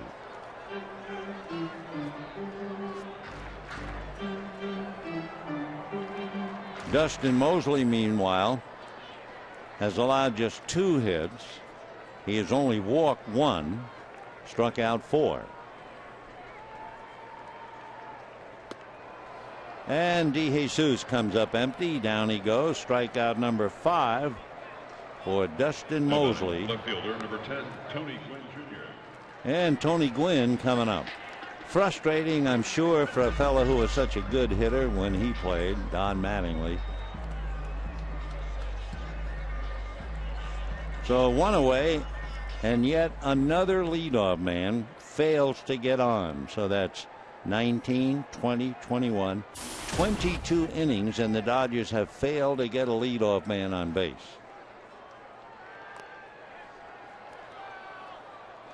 No play. 0-1 the count to Tony. Well, the old story on pitching: make the first pitch for a strike and get the leadoff man. And so the Dodgers have been thoroughly blanked by that pitching commandment. 0-1.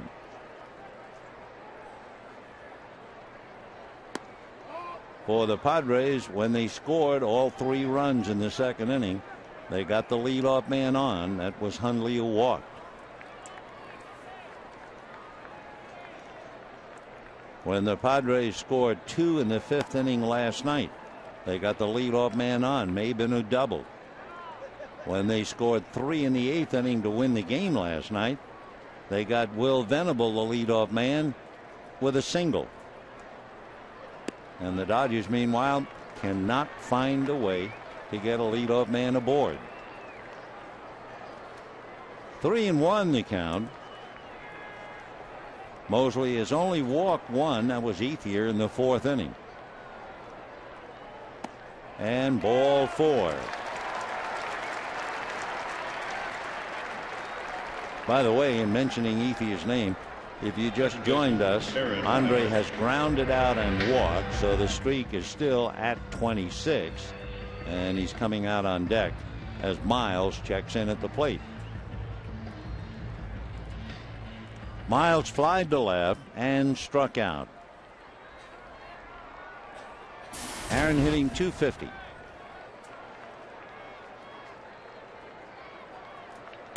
And a high chopper to Hudson. The feed to Bartlett. Turns it to first. Double play. So that means Ethier denied an at-bat. He'd be leading off in the 7th inning, so don't go away. It's still 3-0 San Diego.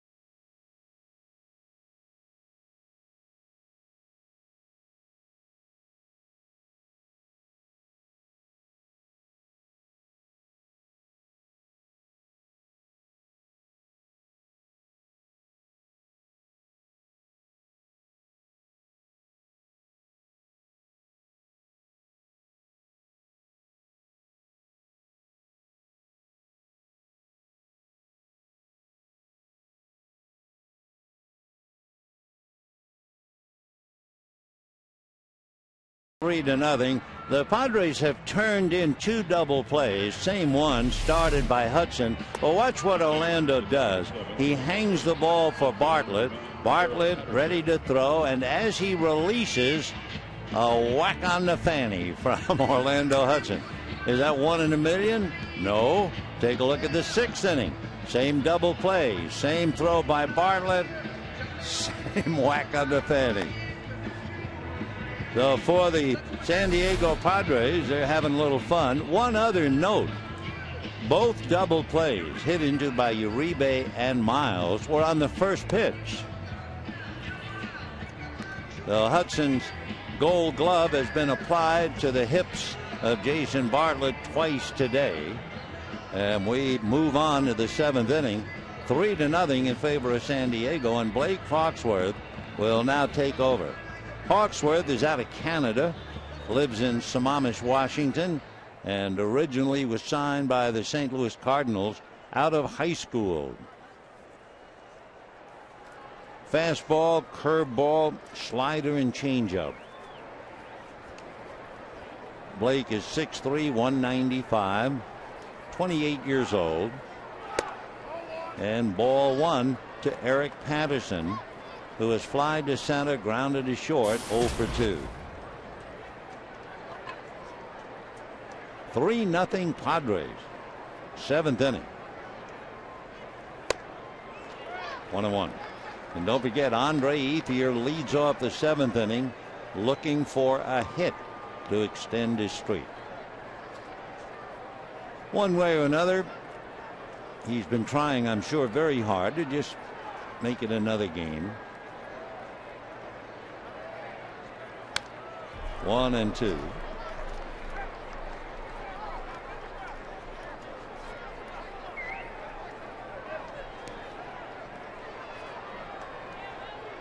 Thinking again when we talk about Ethier and the hitting streak and how it affects a man or how it doesn't affect.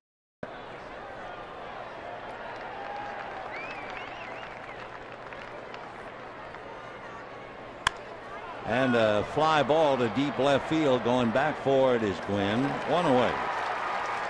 Joe DiMaggio was pretty quiet. In fact, very quiet. They always told a story that one spring training, when Joe D was a rookie, just coming from the San Francisco Seals, the Coast League, he got in a car with Tony Lazzari and Frankie Cressetti. And they were very quiet. And the story goes, all 3 of them are in the car and they drive all the way across the country. And when they get to St. Petersburg, where they trained, Joe spoke up and said, "You can let me off there." And Lazzari turned to Cressetti and said, "The kid talks a lot." Joe D. Mosley isn't talking much. He's just pitching a gem. He's allowed a couple of hits and nothing else. Dodgers have gotten 2 men to second base. They've not gotten anybody to third. Still 0-2.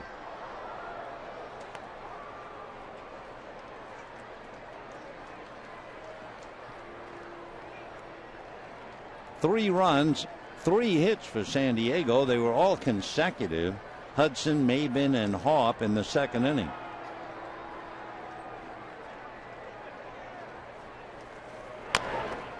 Foul ball, so Mosley still hacking away. Sacrificed and hit back to the box.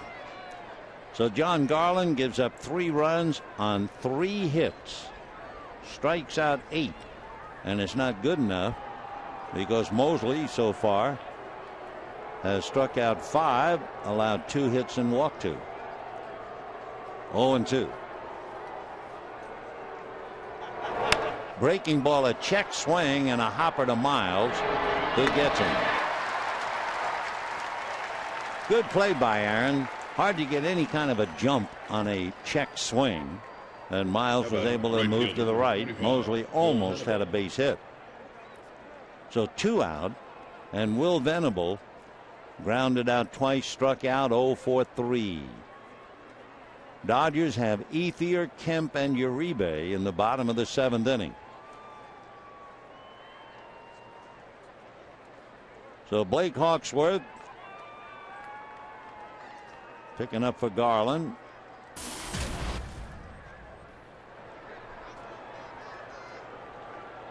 Venable struggling, 198.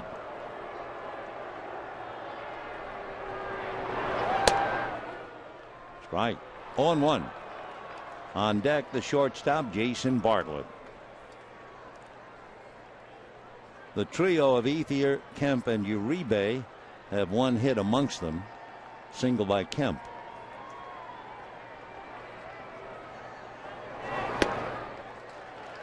Bad ball. Venable pressing at the plate. 0-2 the count. Hawksworth. Fastball, curve. He has a slider and a changeup.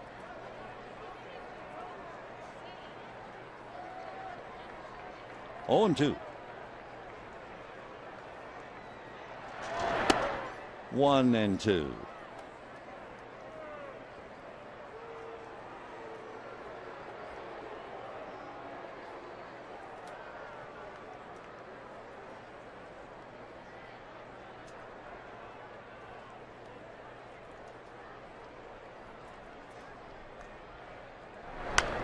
Hit foul out of play. Hawksworth was a good high school basketball player. Of course, he's big enough to play the sport at 6'3". A couple of years ago, after the season, he spent the winter coaching the junior varsity basketball team at his old high school, and he said he just loved it. 1-2. Got him. So a tough day for Venable, leading off 0 for 4, striking out twice. And now here come the Dodgers. It will be Andre Ethier trying to extend his streak. The crowd, meanwhile, will sing God Bless America and Take Me Out to the Ball Game. In the singing of God Bless America, performed today by a man who has been singing here at Dodger Stadium every year for the past 37 years. Accompanied by Nancy B. Please welcome back Lowell Bassett.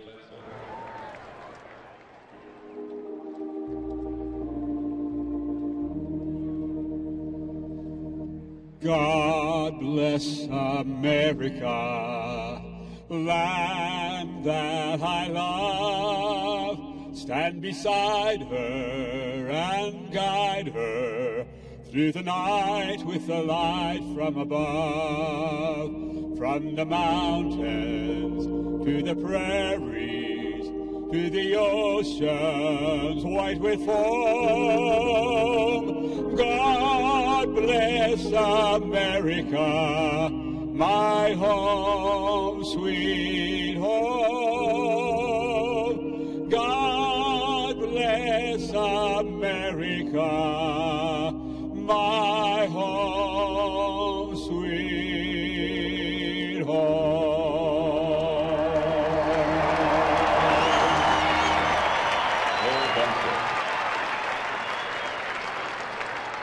It's now time for the 7th inning.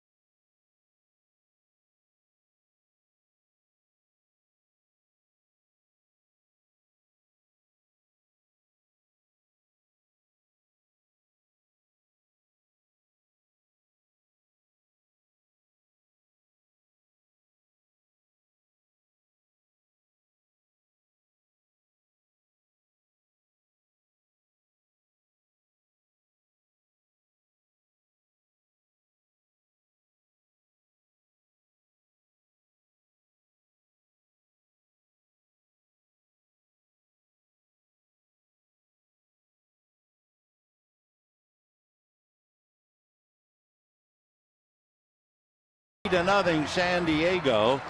Right now, the crowd more interested in Andre Ethier than the outcome of the game. Of course, that'll change after the at-bat. Andre has hit in 26 straight, grounded out easily in the first inning, walked in the fourth. And, of course, that's always the problem of keeping a streak alive. A walk, a hit batter, depriving you of extra chances. Andre for the year hitting .376. A little high, ball one. Last night, his first hit was a single little fly ball flare that dropped in.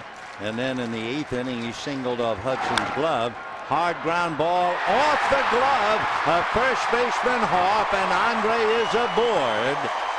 Not really that much pressure, I guess, on the official scorer. Nevertheless, that's a big play. Hoff has always been an outfielder, so he's not the best fielding first baseman around. And it will go as a base hit. And they'll put that up on the board. And Andre now has joined Joe Medwick and Duke Snyder as he had hit safely in 27 straight. The next Dodger on the list would be Zach Wheat, who hit in 29 straight way back in 1916. When Snyder hit in 27, it was 1953. When Medwick hit in 27, it was 1942. Fouled away. So Ethier, a single off the glove of Brad Hoff. 0-1 the count.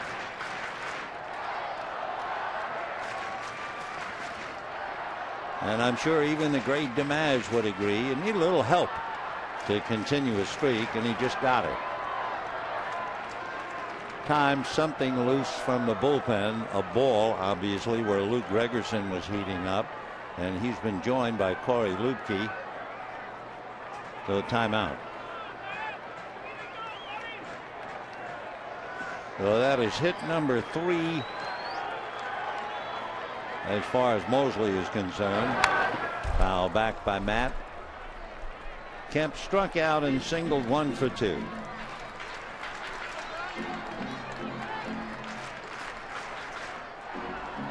The longest Dodger hitting streak, Willie Davis, 1969, hit in 31 straight.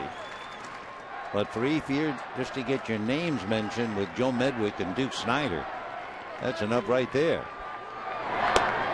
Right 3. So Kemp called out, walks away, 1 down. That, by the way, is the 6th strikeout for Mosley. And I'm not sure if that's an indictment of the Dodger hitters or the fact that Mosley has special stuff today. Let's face it, Mosley had a total of 10 strikeouts this year, and he has struck out a half a dozen Dodgers. So here's Uribe, grounded to third, grounded into a double play. Ball 1.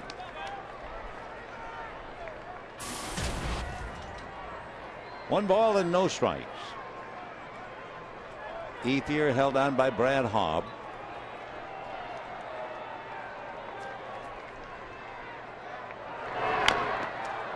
Beaten foul, worm killer out in front of the plate. 1 ball and 1 strike.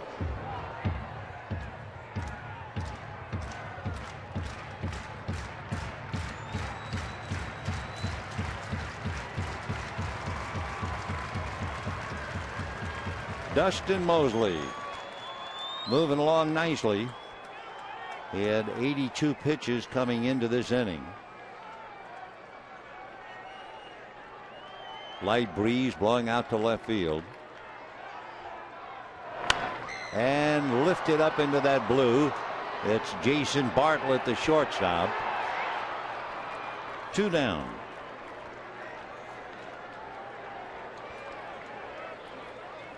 James Loney. Number 7, James Loney. Struck out, fly to center. Mosley has allowed 2 Dodgers to get as far as second base. No one has gotten to third.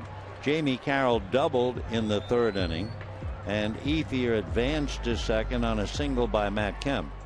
So he has really been as special as his numbers indicated. The unbelievable numbers: no wins, 3 losses, and an earned run average of 1.9. Ball 1. 3 runs, 3 hits for the Padres, no runs, 3 hits for the Dodgers, 1 error.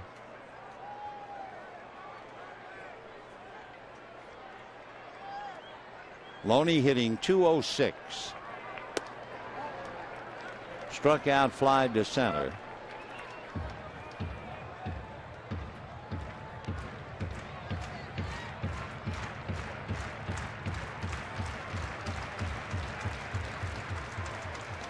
Just thinking, looking down at Loney and now looking at Brad Hobb, if Loney were playing first base, I don't think Ethier would have gotten a base hit. But fortunately for Andre, they're on the same team.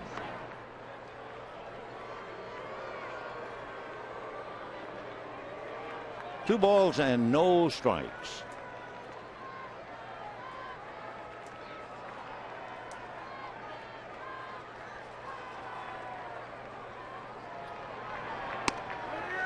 Off speed, drops in nicely on the corner.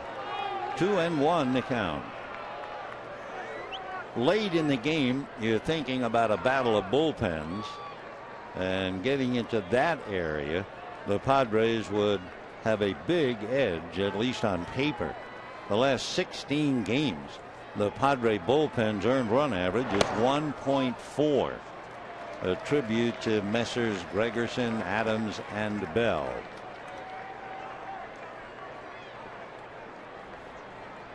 Loney checking on a 3-1 count with 2 out. So is Ethier. Waiting on deck, Diana Navarro. 3-2.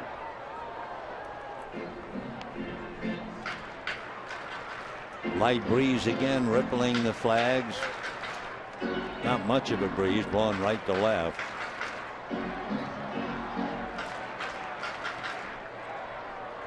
Three and 2 to James.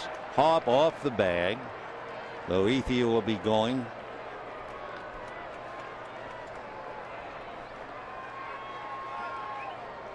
There he goes, and it's a ground foul. Padres will have Bartlett, Headley, and Hundley in the 8th inning.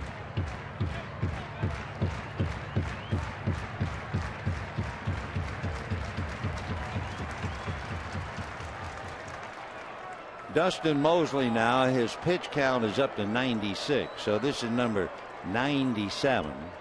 His career high is 107. That was against the Dodgers April the 9th this year. And as far as career high in innings pitched, 7 1/3. There goes Ethier, and it's a lazy fly ball to left center. Maben is calling, but he's called off by Patterson. So no runs. However, Ethier gets the single off Brad Hopp's glove to extend the streak to 27, but it's still 3-0 San Diego.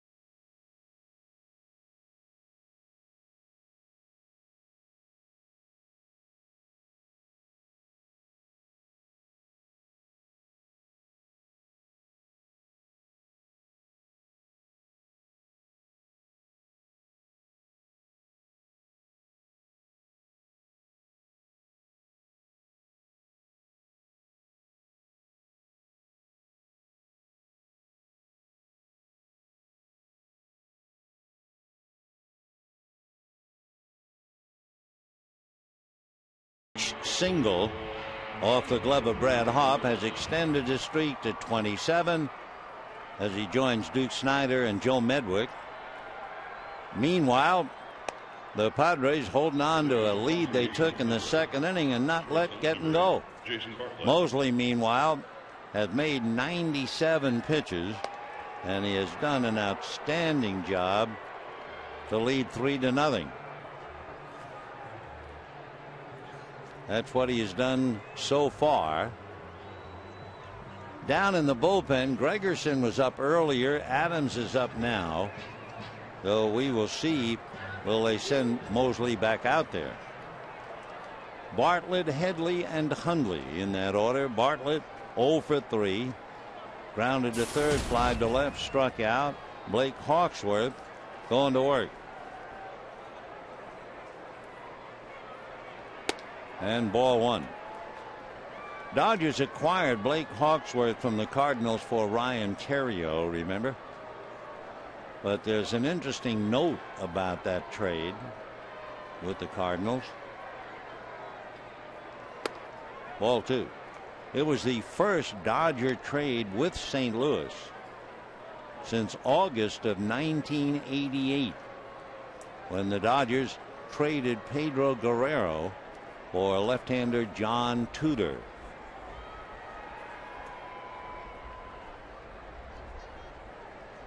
Two and 0. Fouled away. Bartlett hitting only .225, but he's done a wonderful job with the glove. He's been very, very busy. Does a good job at shortstop, that's for sure.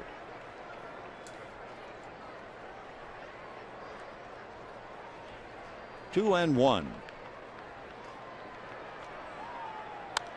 Fouled away, upstairs off to the right, 2 and 2.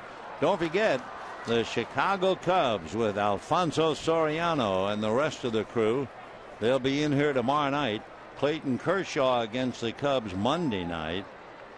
Then Chad Billingsley will draw Ryan Dempster Tuesday night.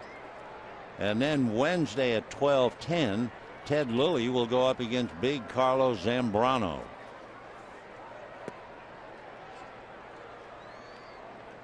Three and 2. Dodgers, remember, won 2 out of 3 in Chicago earlier in the month. 3 and 2 to Jason Bartlett.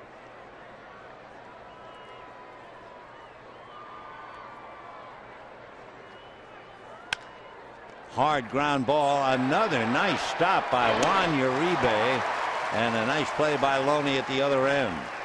So Uribe has been playing sparkling third base. Third base, number 7, Chase Headley. Taking a hit away for sure from Bartlett. And the batter will be Chase Headley.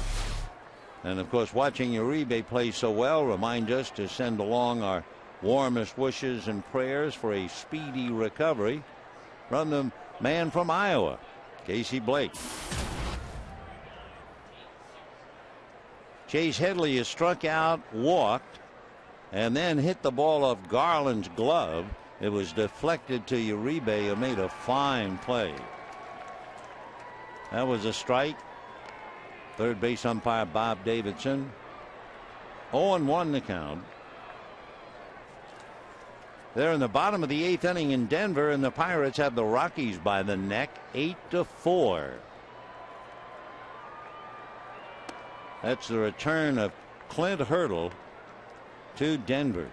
And by the way, Ubaldo Jimenez went only 4 innings, allowing 4 runs, and the talented right-hander's earned run average is now 7.2. Last year, Jimenez entered the month of May with an earned run average around 1. Garrett Jones and former Dodger Xavier Paul have combined for 5 RBIs for the Bucks. 2 and 2. Paid attendance. Nice crowd on a lazy Sunday afternoon. 39,869. 39,869. 2 and 2.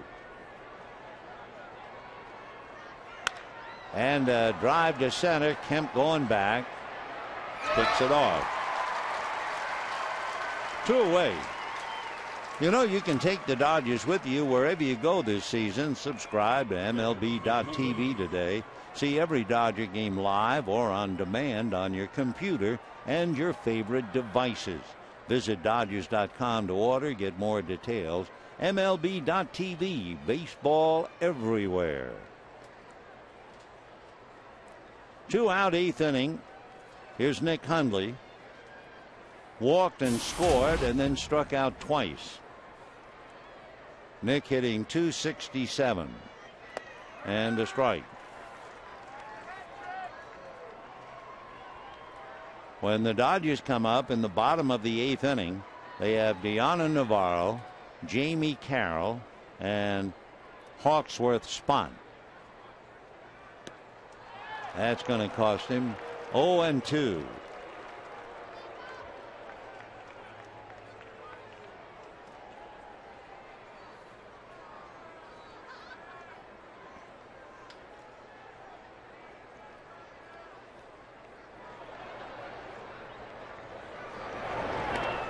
And that swung on and missed, but it's missed all the way to the backstop.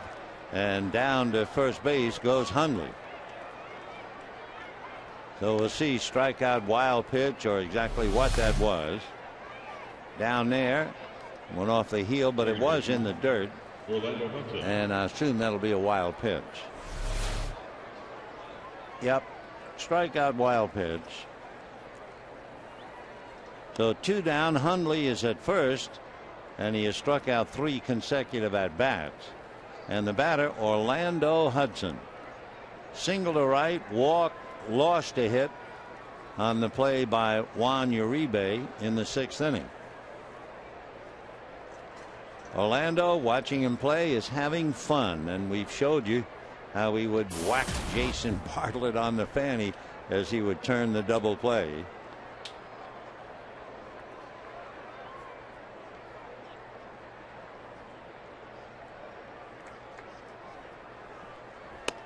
Ball 1.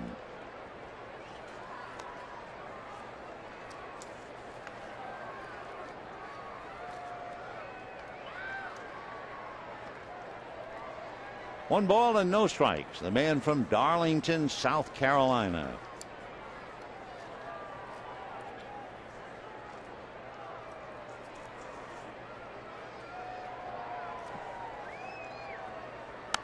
Foul back. Hudson, when he won 4 Gold Gloves, won them consecutively 2005, 6, 7, then did not get one in 08, came right back to get it in 09. He's fun to watch because it looks like he's having fun.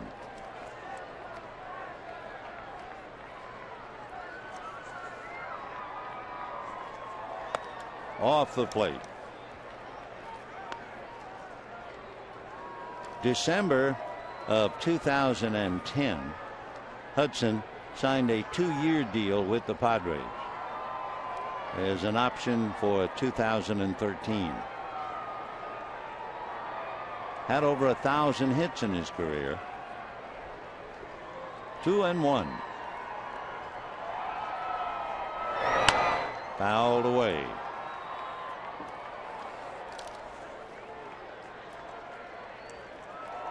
Hudson has, among other things, a foundation for autism. It's called CATCH, Curing Autism Through Change and Hope. He has a nephew with autism, so he's trying to help out. Hundley at first, 2 out, 8th inning. 2 balls, 2 strikes.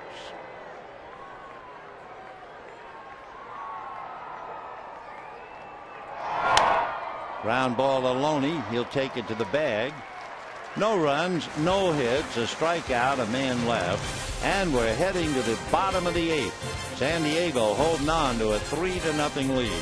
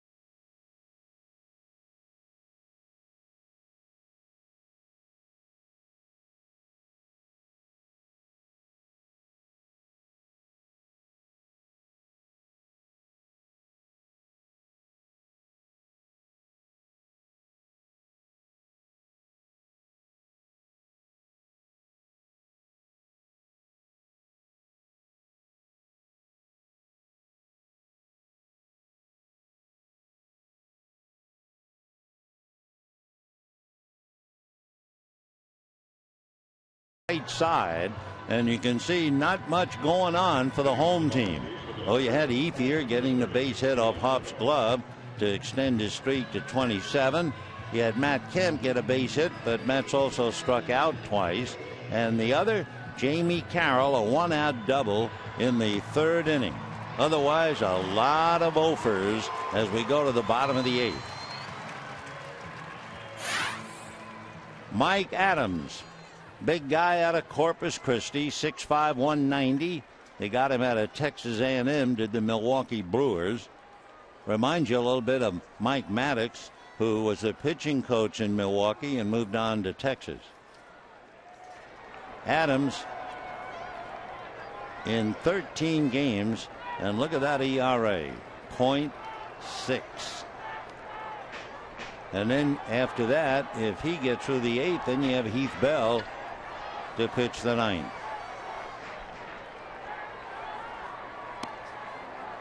Ball one to Deanna Navarro, who flied to center, grounded to second.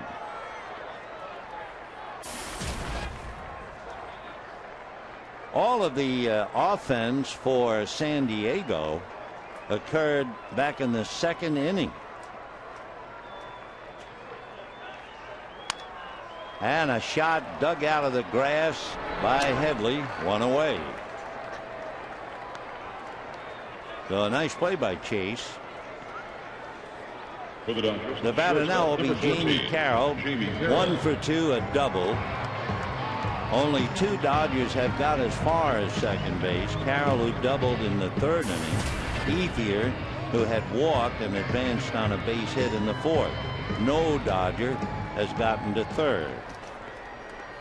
Talking about San Diego, the fact that they did all their scoring in the second inning on a walk and 3 consecutive singles, they haven't done anything since. Ball one. So Garland really settled down. So did Hawksworth. And the Padres are 0 for their last 21. You can toss in 3 walks. So the action really only in the second inning.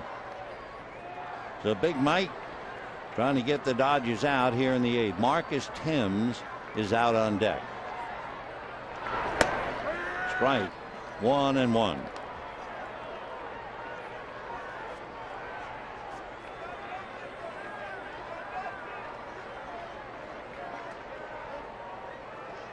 Padres 3, Dodgers nothing. The Padres won 5 of 9 at Dodger Stadium last year, and they're trying to win 2 out of 3 in this series. Check swing. They're going to look. Swing, says Vic Carapazzo, and it's a 1-2 count.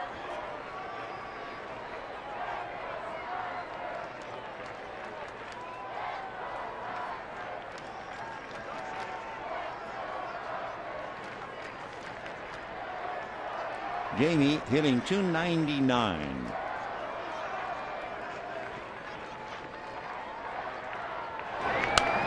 Sprayed foul.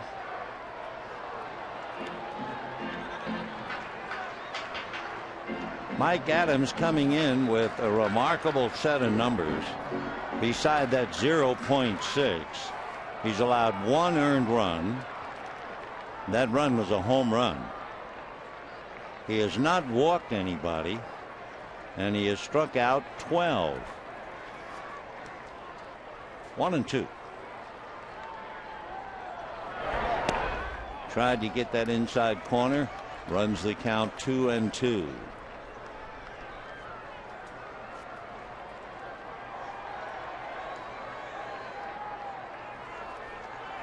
Mike deep in thought. One thing he always does, make the mound to his liking after every pitch. Fastball. Still 2-2. So he'll go back to the mound. Let's see what he does. Yep, scraping at the dirt right there, scraping at the rubber. He will get the good housekeeping seal of approval. 2-2. 3-0 Padres. All the runs, all the hits in the second inning. 2-2. Punched foul.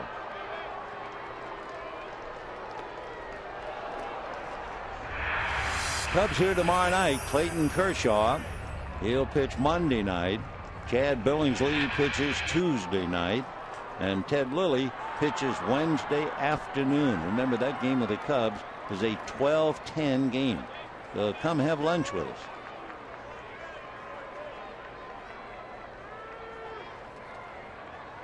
Pitchers with a day off. 2-2. Fastball sliced down the right field line. That's going to wind up in the crowd. Paid attendance today, 39,869. 39,869.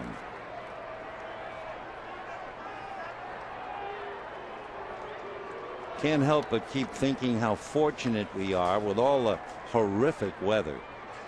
Jerry Gardner was telling me an interesting thing because he has a relative living in the afflicted areas.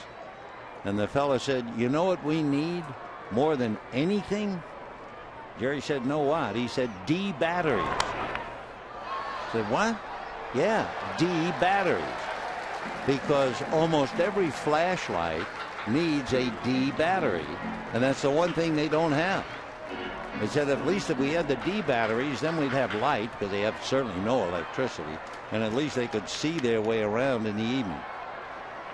D batteries. It has been reduced to that.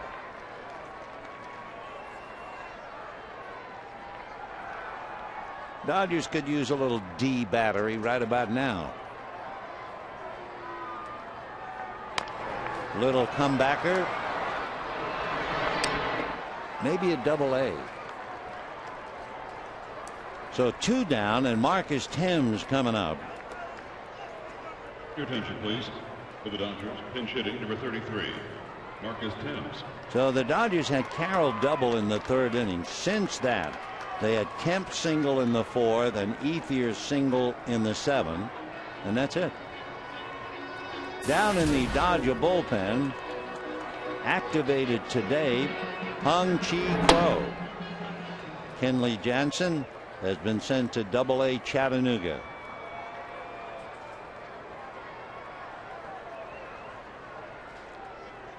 So with 2 out, here's Thames hitting for Hawksworth. 0-1 to Marcus. He's from Mississippi. It's another state that's been walloped.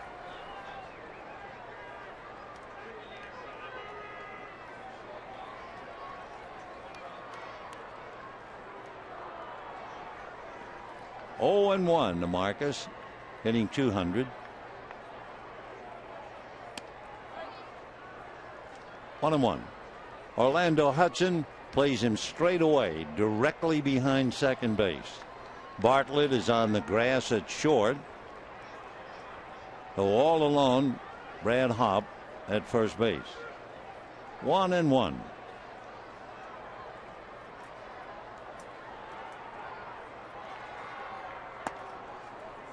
Two and 1. Mike Adams first came to the big leagues 2004. He's been with the Brewers. He was with the Padres 5 years ago, and then up and down in the organization. He didn't pitch at all in 2007. 2-1. 2-2. Last year, right-handers hit 206 against him. Left-handers hit 185.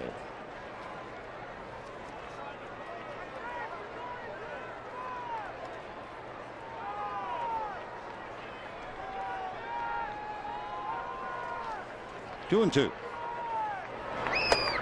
And Marcus Thames comes up empty, as do the Dodgers. 1, 2, 3. And we have 8 innings in the books, and so far it's all San Diego, 3-0. And enter Hung-Chi Kwo.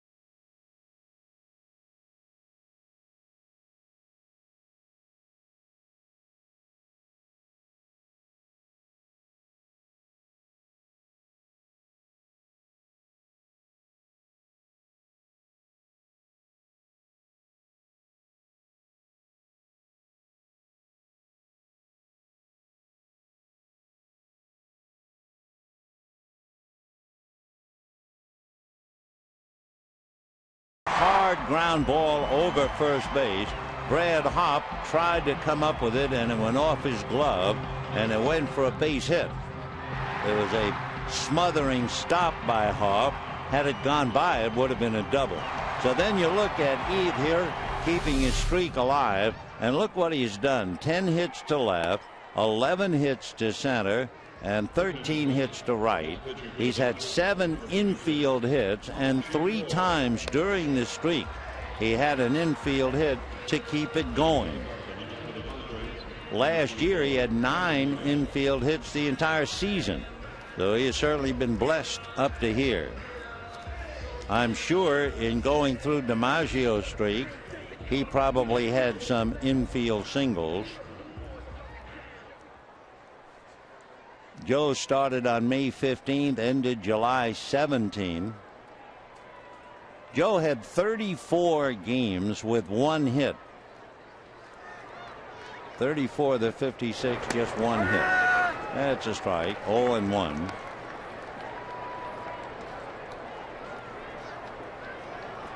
I don't have any record of how many infield hits DiMaggio had. I do know he hit 408 during the streak.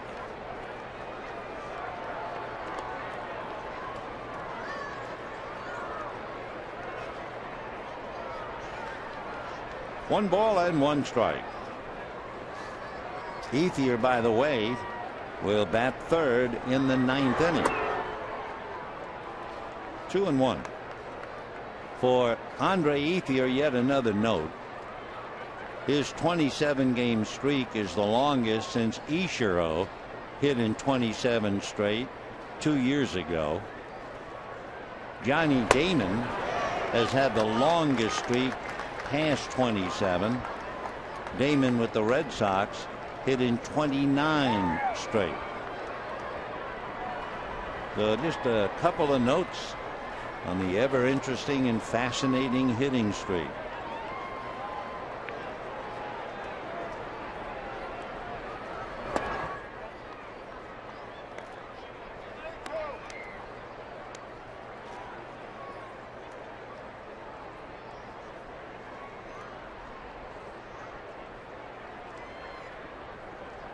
When Joe DiMaggio's streak ended the 17th of July, his last at bat, he grounded into a bases loaded double play to go hitless for the day.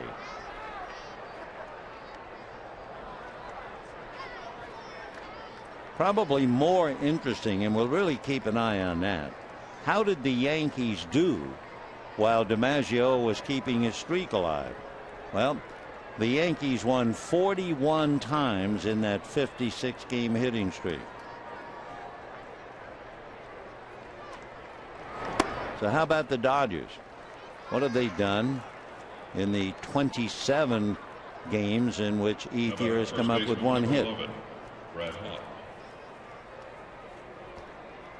Well, with Maben at first on the walk, here's Brad Hopp, singled to drive in 2 and then struck out twice.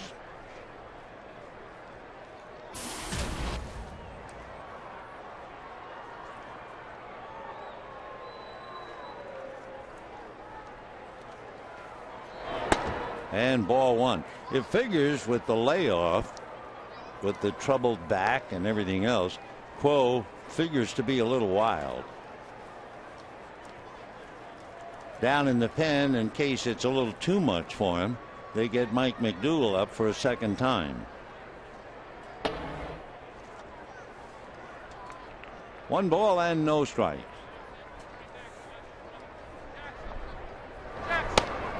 Well, here's the answer to that question we had, saying the fact that during the 56-game hitting streak, the Yankees won 41 games.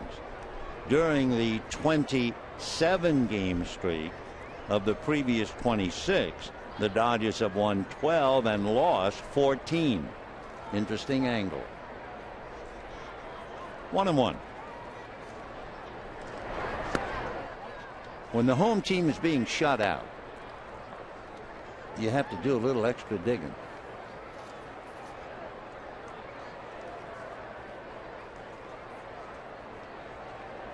2-1. Hopp followed by Patterson here in the ninth. 3-0 Padres.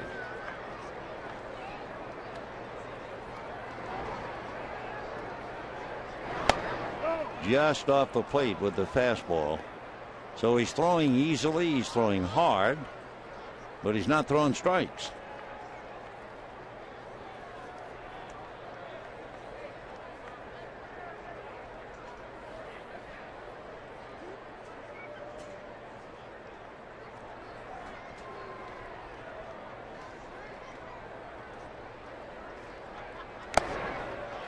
Three and two. Hopp, who has struck out twice today, has struck out 25 times. Orlando Hudson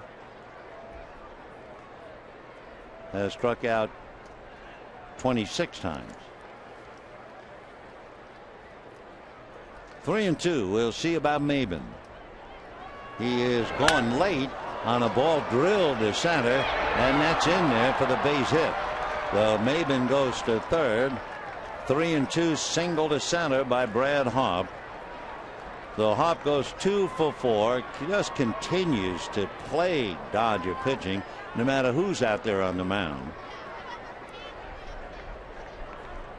Maben breezing to third. Chris DeNorfia will be coming up to bat for Patterson, the young left-hand hitter. So DeNorfia, and of course Chris, pretty good hitter. He's also grounded into 5 double plays.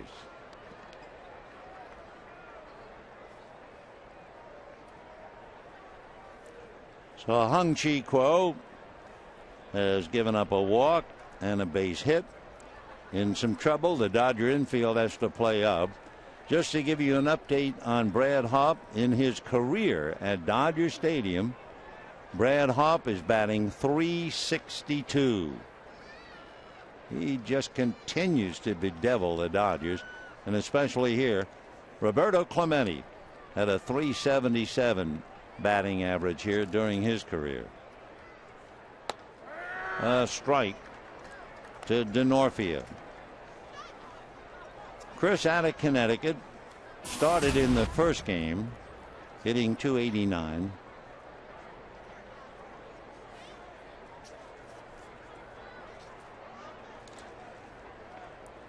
DeNorfia originally signed by the Reds. Big bouncer. It is a foul ball. No play. No play. So we'll crank it up and try it again.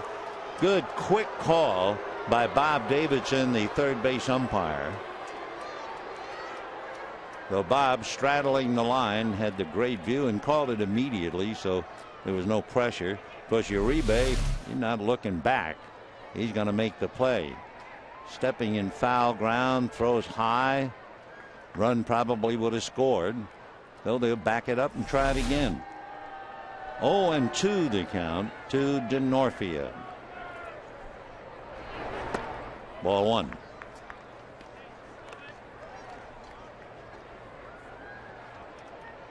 At third base, Cameron Maben. Over at first, Brad Hopp.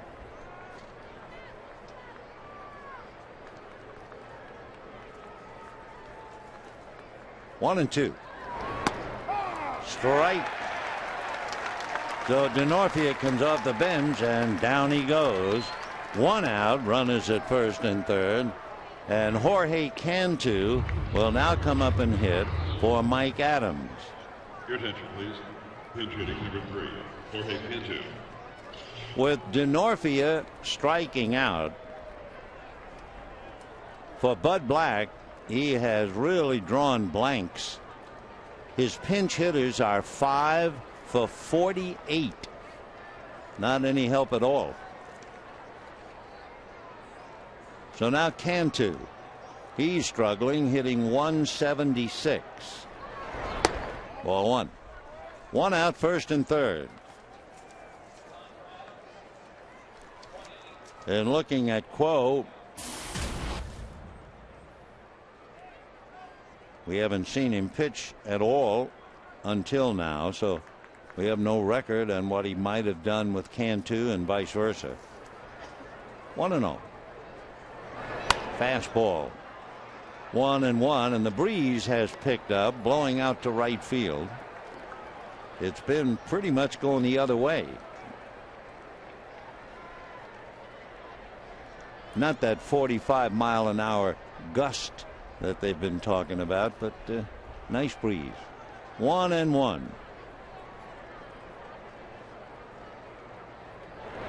Slow curveball, base hit to left field. So Maben scores. Hop stops at second, and the Padres now lead 4-0.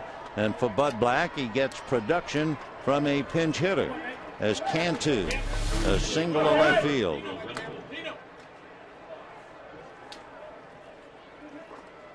And the batter now will be Will Venable.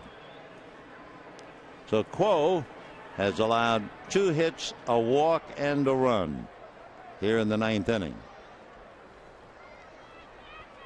Now the leadoff man, a hungry hitter, Will Venable, 0 for 4 with 2 strikeouts.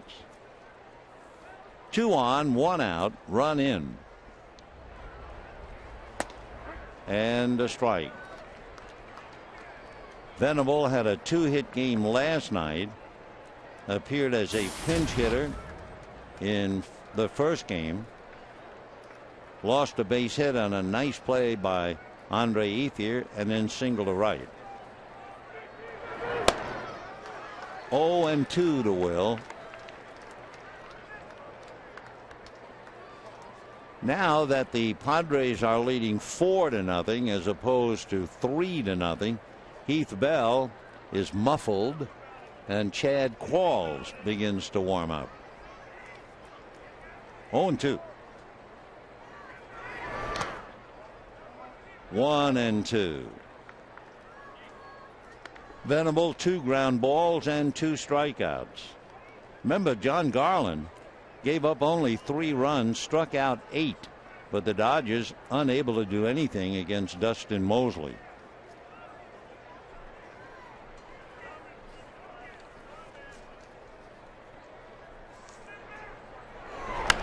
Poked foul out of play.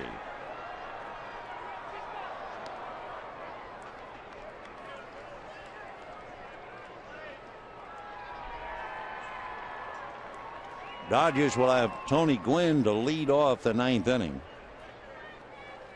Dodgers went 22 innings where they were unable to get a leadoff man on, and then Andre Ethier led off and singled off the glove of Brad Hawpe. Big roundhouse. Did that hit him? Yeah.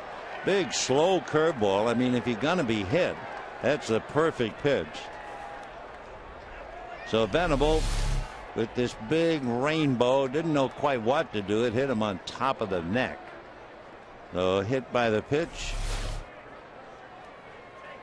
And going out to the mound is Don Mattingly. He's got Mike McDougall in the pen, and I think he's seen enough, at least for now. 25 pitches made by Hung-Chi Kuo. He was just not ready yet, and we'll be back.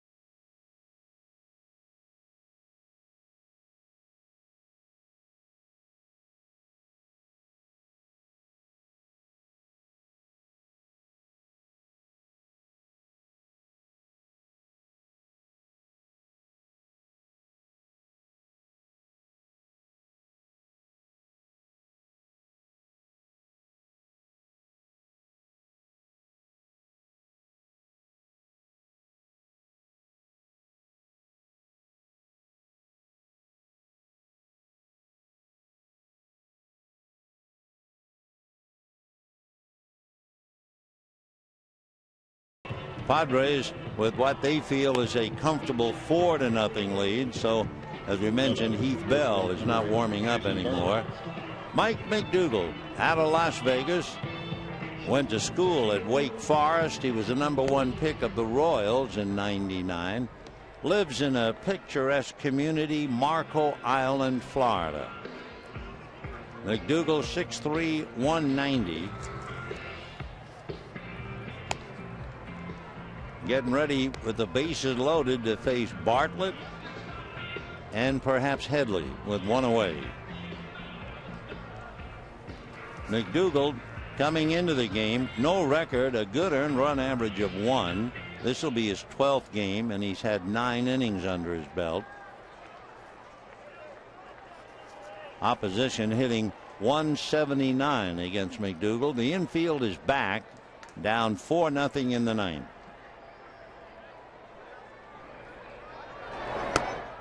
And ball 1.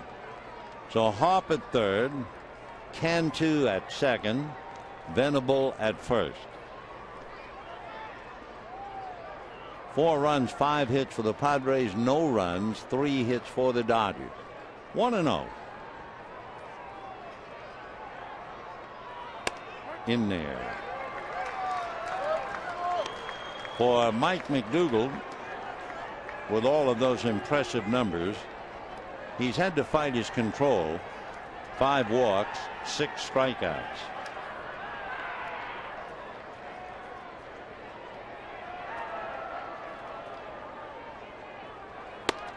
Whoa. A little chin music there. 2 balls and 1 strike.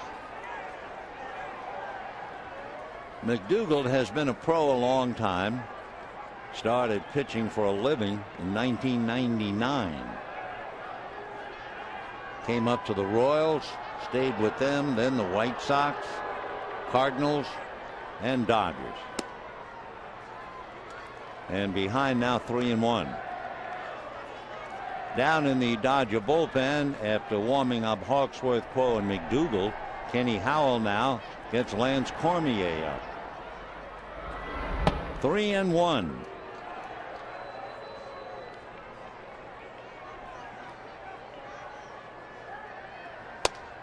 And a strike.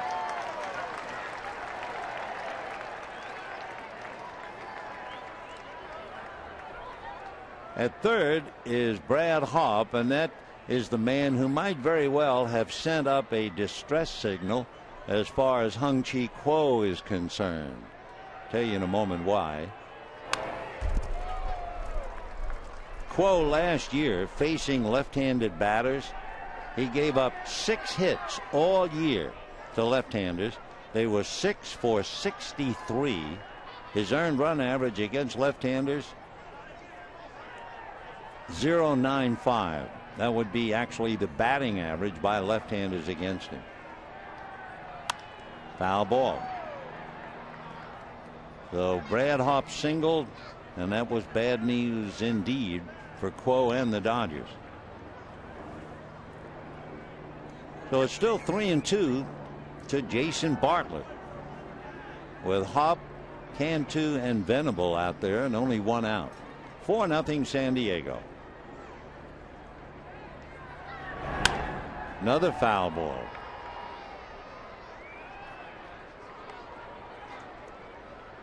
Bartlett hitting .222. He has only 3 runs batted in, so he's up there with a chance to fatten up a little bit. This for Bartlett is now a 9-pitch at bat coming up. And hit to right. Ethier makes the catch. Tagging up is Hop. The throw not nearly in time. And it's 5-0 San Diego. Good play by Andre Ethier. And for Bartlett, he picks up his 4th RBI. So Bartlett, the RBI. Hop brings it in. That run is charged to Quo. 5-0 in favor of San Diego. And Chase Headley struck out and walked, robbed of a hit on that play. Ball hit off Garland's glove, and Uribe made a good play to get him, and he flied to center in the 8th inning. strike. So Headley 0 for 3, hitting .221. So this has been a very good weekend for the Padres, scoring 5 runs last night to win and scoring 5 runs today. 0-1. Fouled away. 0-2. Padres go back home. Dodgers will await the arrival of the Chicago Cubs. For Bud Black, getting 10 runs in the last 2 games, that's a gusher. 0-2.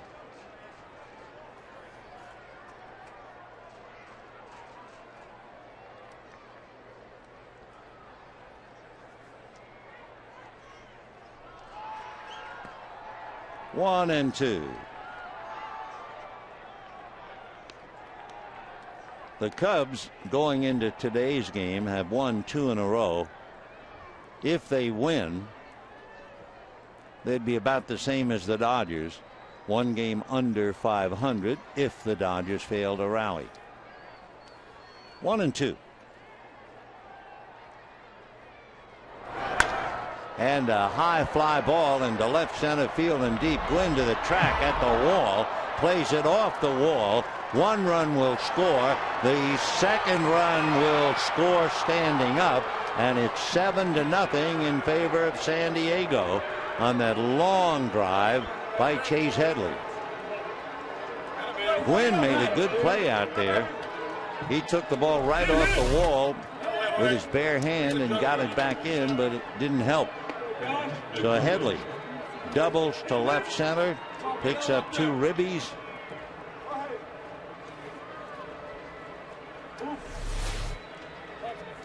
And another sad walk out to the mound for Don Mattingly.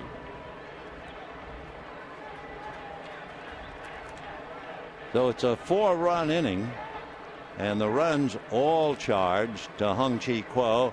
Out goes McDougal. In comes Cormier, and we'll be back.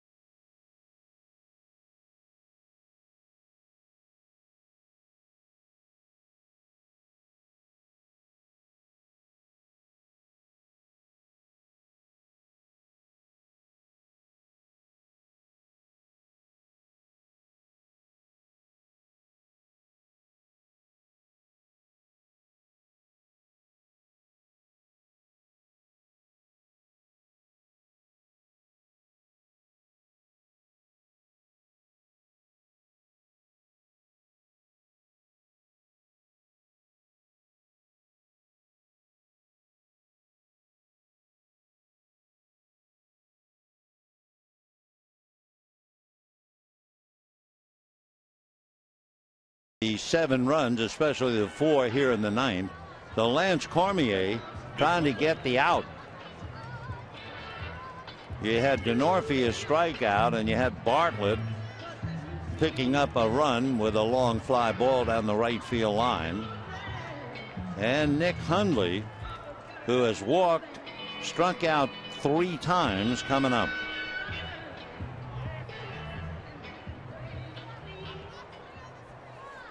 Show you how tough things have been for the Dodger pitchers and how things have improved dramatically for San Diego. In the previous 8 games for the Padres, they amassed a total of 12 runs.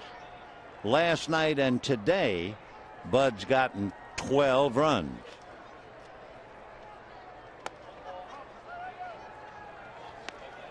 Final score, the Pirates beat the Rockies, took 2 out of 3, winning today 8-4. Charlie Morton beat Ubaldo Jimenez.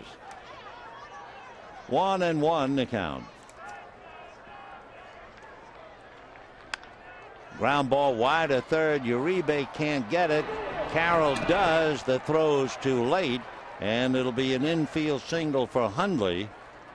And that means Hudson coming up will be the 9th man to come to the plate. Alberto Gonzalez will be coming up. Now batting, number 14, Alberto Gonzalez. So Alberto Gonzalez checking in, first and third, 2 out, 7-0 Padres. Alberto hitting 179.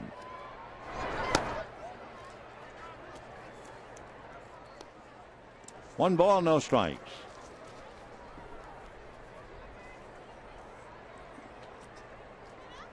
You have Headley at third, Hundley at first. And that's hit foul.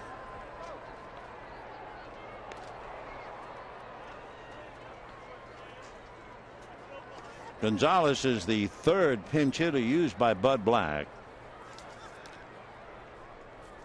Alberto 5'10", about 195.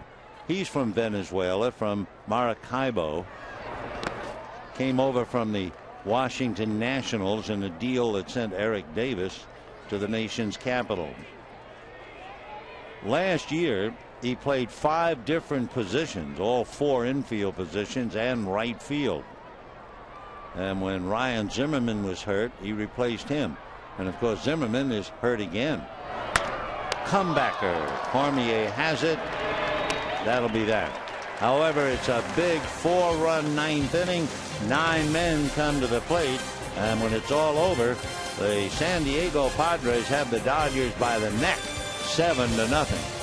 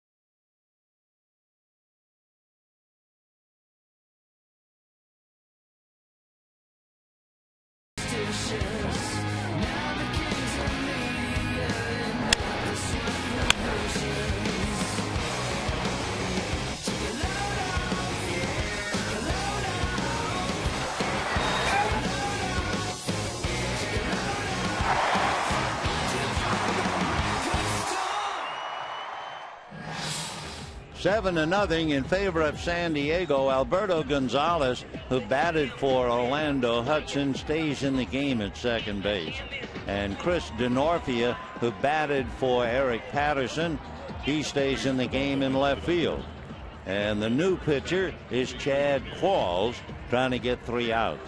Because of the one-sidedness of the game, Heath Bell stopped throwing. Bell has gone 40 for 40. 40 saves and 40 opportunities. The Padre record consecutive saves. Trevor Hoffman, 41. So he might have come in for number 41, but not when the game has gotten out of hand. Tony Gwynn 0 for 2 with a walk. Padres have had 2 explosions, and that's all they need on a fly ball to shallow left. Denorfia picks it off, 1 away. The Padres in the second inning had 3 consecutive hits and a walk for 3 runs. Then they went 0 for 21 until they came to the 9th inning when they had 4 hits and 4 runs. So 1 out, and Aaron Miles at the plate. Miles flied to left, struck out, hit into a double play. So 1 away in the 9th. Right. Clayton Kershaw against James Russell tomorrow night. The Dodgers and the Cubs. Chad Billingsley will pitch Tuesday night. He's right on the rail along with Clayton. And then Wednesday afternoon, Ted Lilly against Carlos Zambrano.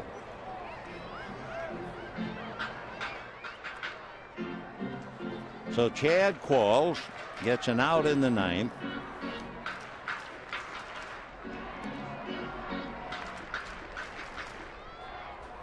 Chad pitched the 8th inning in the Dodgers 3-2 win in the first game. And hit up the middle, a hopper, speared by Bartlett. The throw not in time. Boy, Jason Bartlett all over the place at shortstop, but could not get Miles, especially since Miles, as a switch hitter, is batting left-handed. But Jason gave it his best shot. So Miles 1 for 4, and here's Andre Ethier.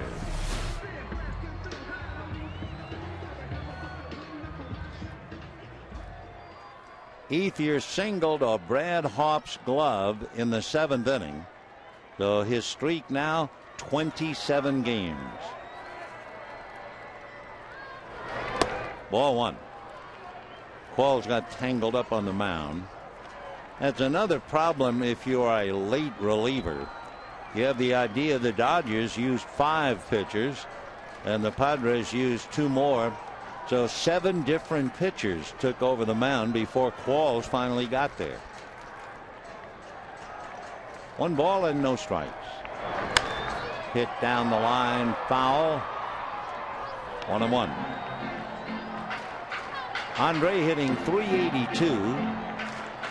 3 home runs, 16 runs batted in to match his number.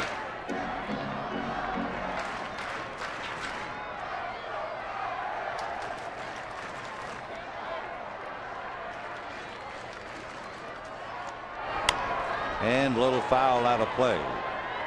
Ethier 1 for 3 against Qualls coming into the series. And facing Qualls, he didn't face him in the first game, though he's still 1 for 3. 7 runs, 7 hits for San Diego, no runs, 4 hits, 1 error for the Dodgers. In direct contrast, runners in scoring position.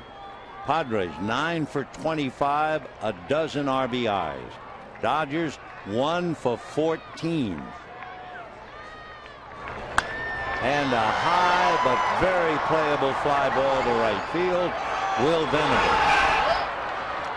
So Ethier goes 1 for 3. He had grounded out, walked, singled, and now flies to right. And the batter is Matt Kemp. The other pointed thing about this series, the Rockies in the 27 innings had 10 innings where the leadoff man got on, and that's important. The Dodgers in their 27, actually 26 innings, they've had 2 leadoff men get on. There goes the runner on a base hit to right field. So Miles will go to third as Matt Kemp settles for 2 for 4. Matt had 2 singles and struck out twice.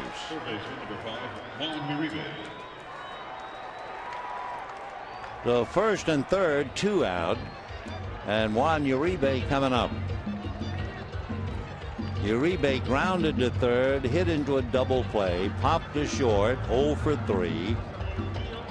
Made a couple of scintillating plays at third base.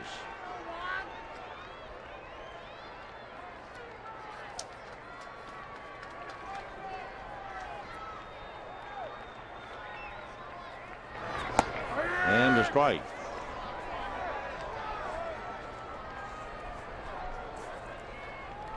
Dustin Mosley, a brilliant 7 innings today. No runs, only 3 hits. On his way to his first win of the year. 1-1. Mosley actually improving on his earned run average, which was 1.9. Jamie Carroll doubled against him. Kemp singled against him. And Ethier singled against him. Little pop fly, one-handed by Alberto Gonzalez. And mercifully, that's it. 7 runs, 7 hits, no errors for the Padres. For the Dodgers, no runs. They come up with 6 hits. They'll make it 5. And 1 error. For the Dodgers, shut out for the 2nd time at home. And shut out the 3rd time this year. Padres, who won 5 of 9 here last year, come up here and win 2 out of 3 after losing 2 out of 3 to the Dodgers in San Diego. Tomorrow night, the Cubs and Clayton Kershaw on the mound. Stay tuned for Dodgers Live coming up next. Good afternoon, everybody.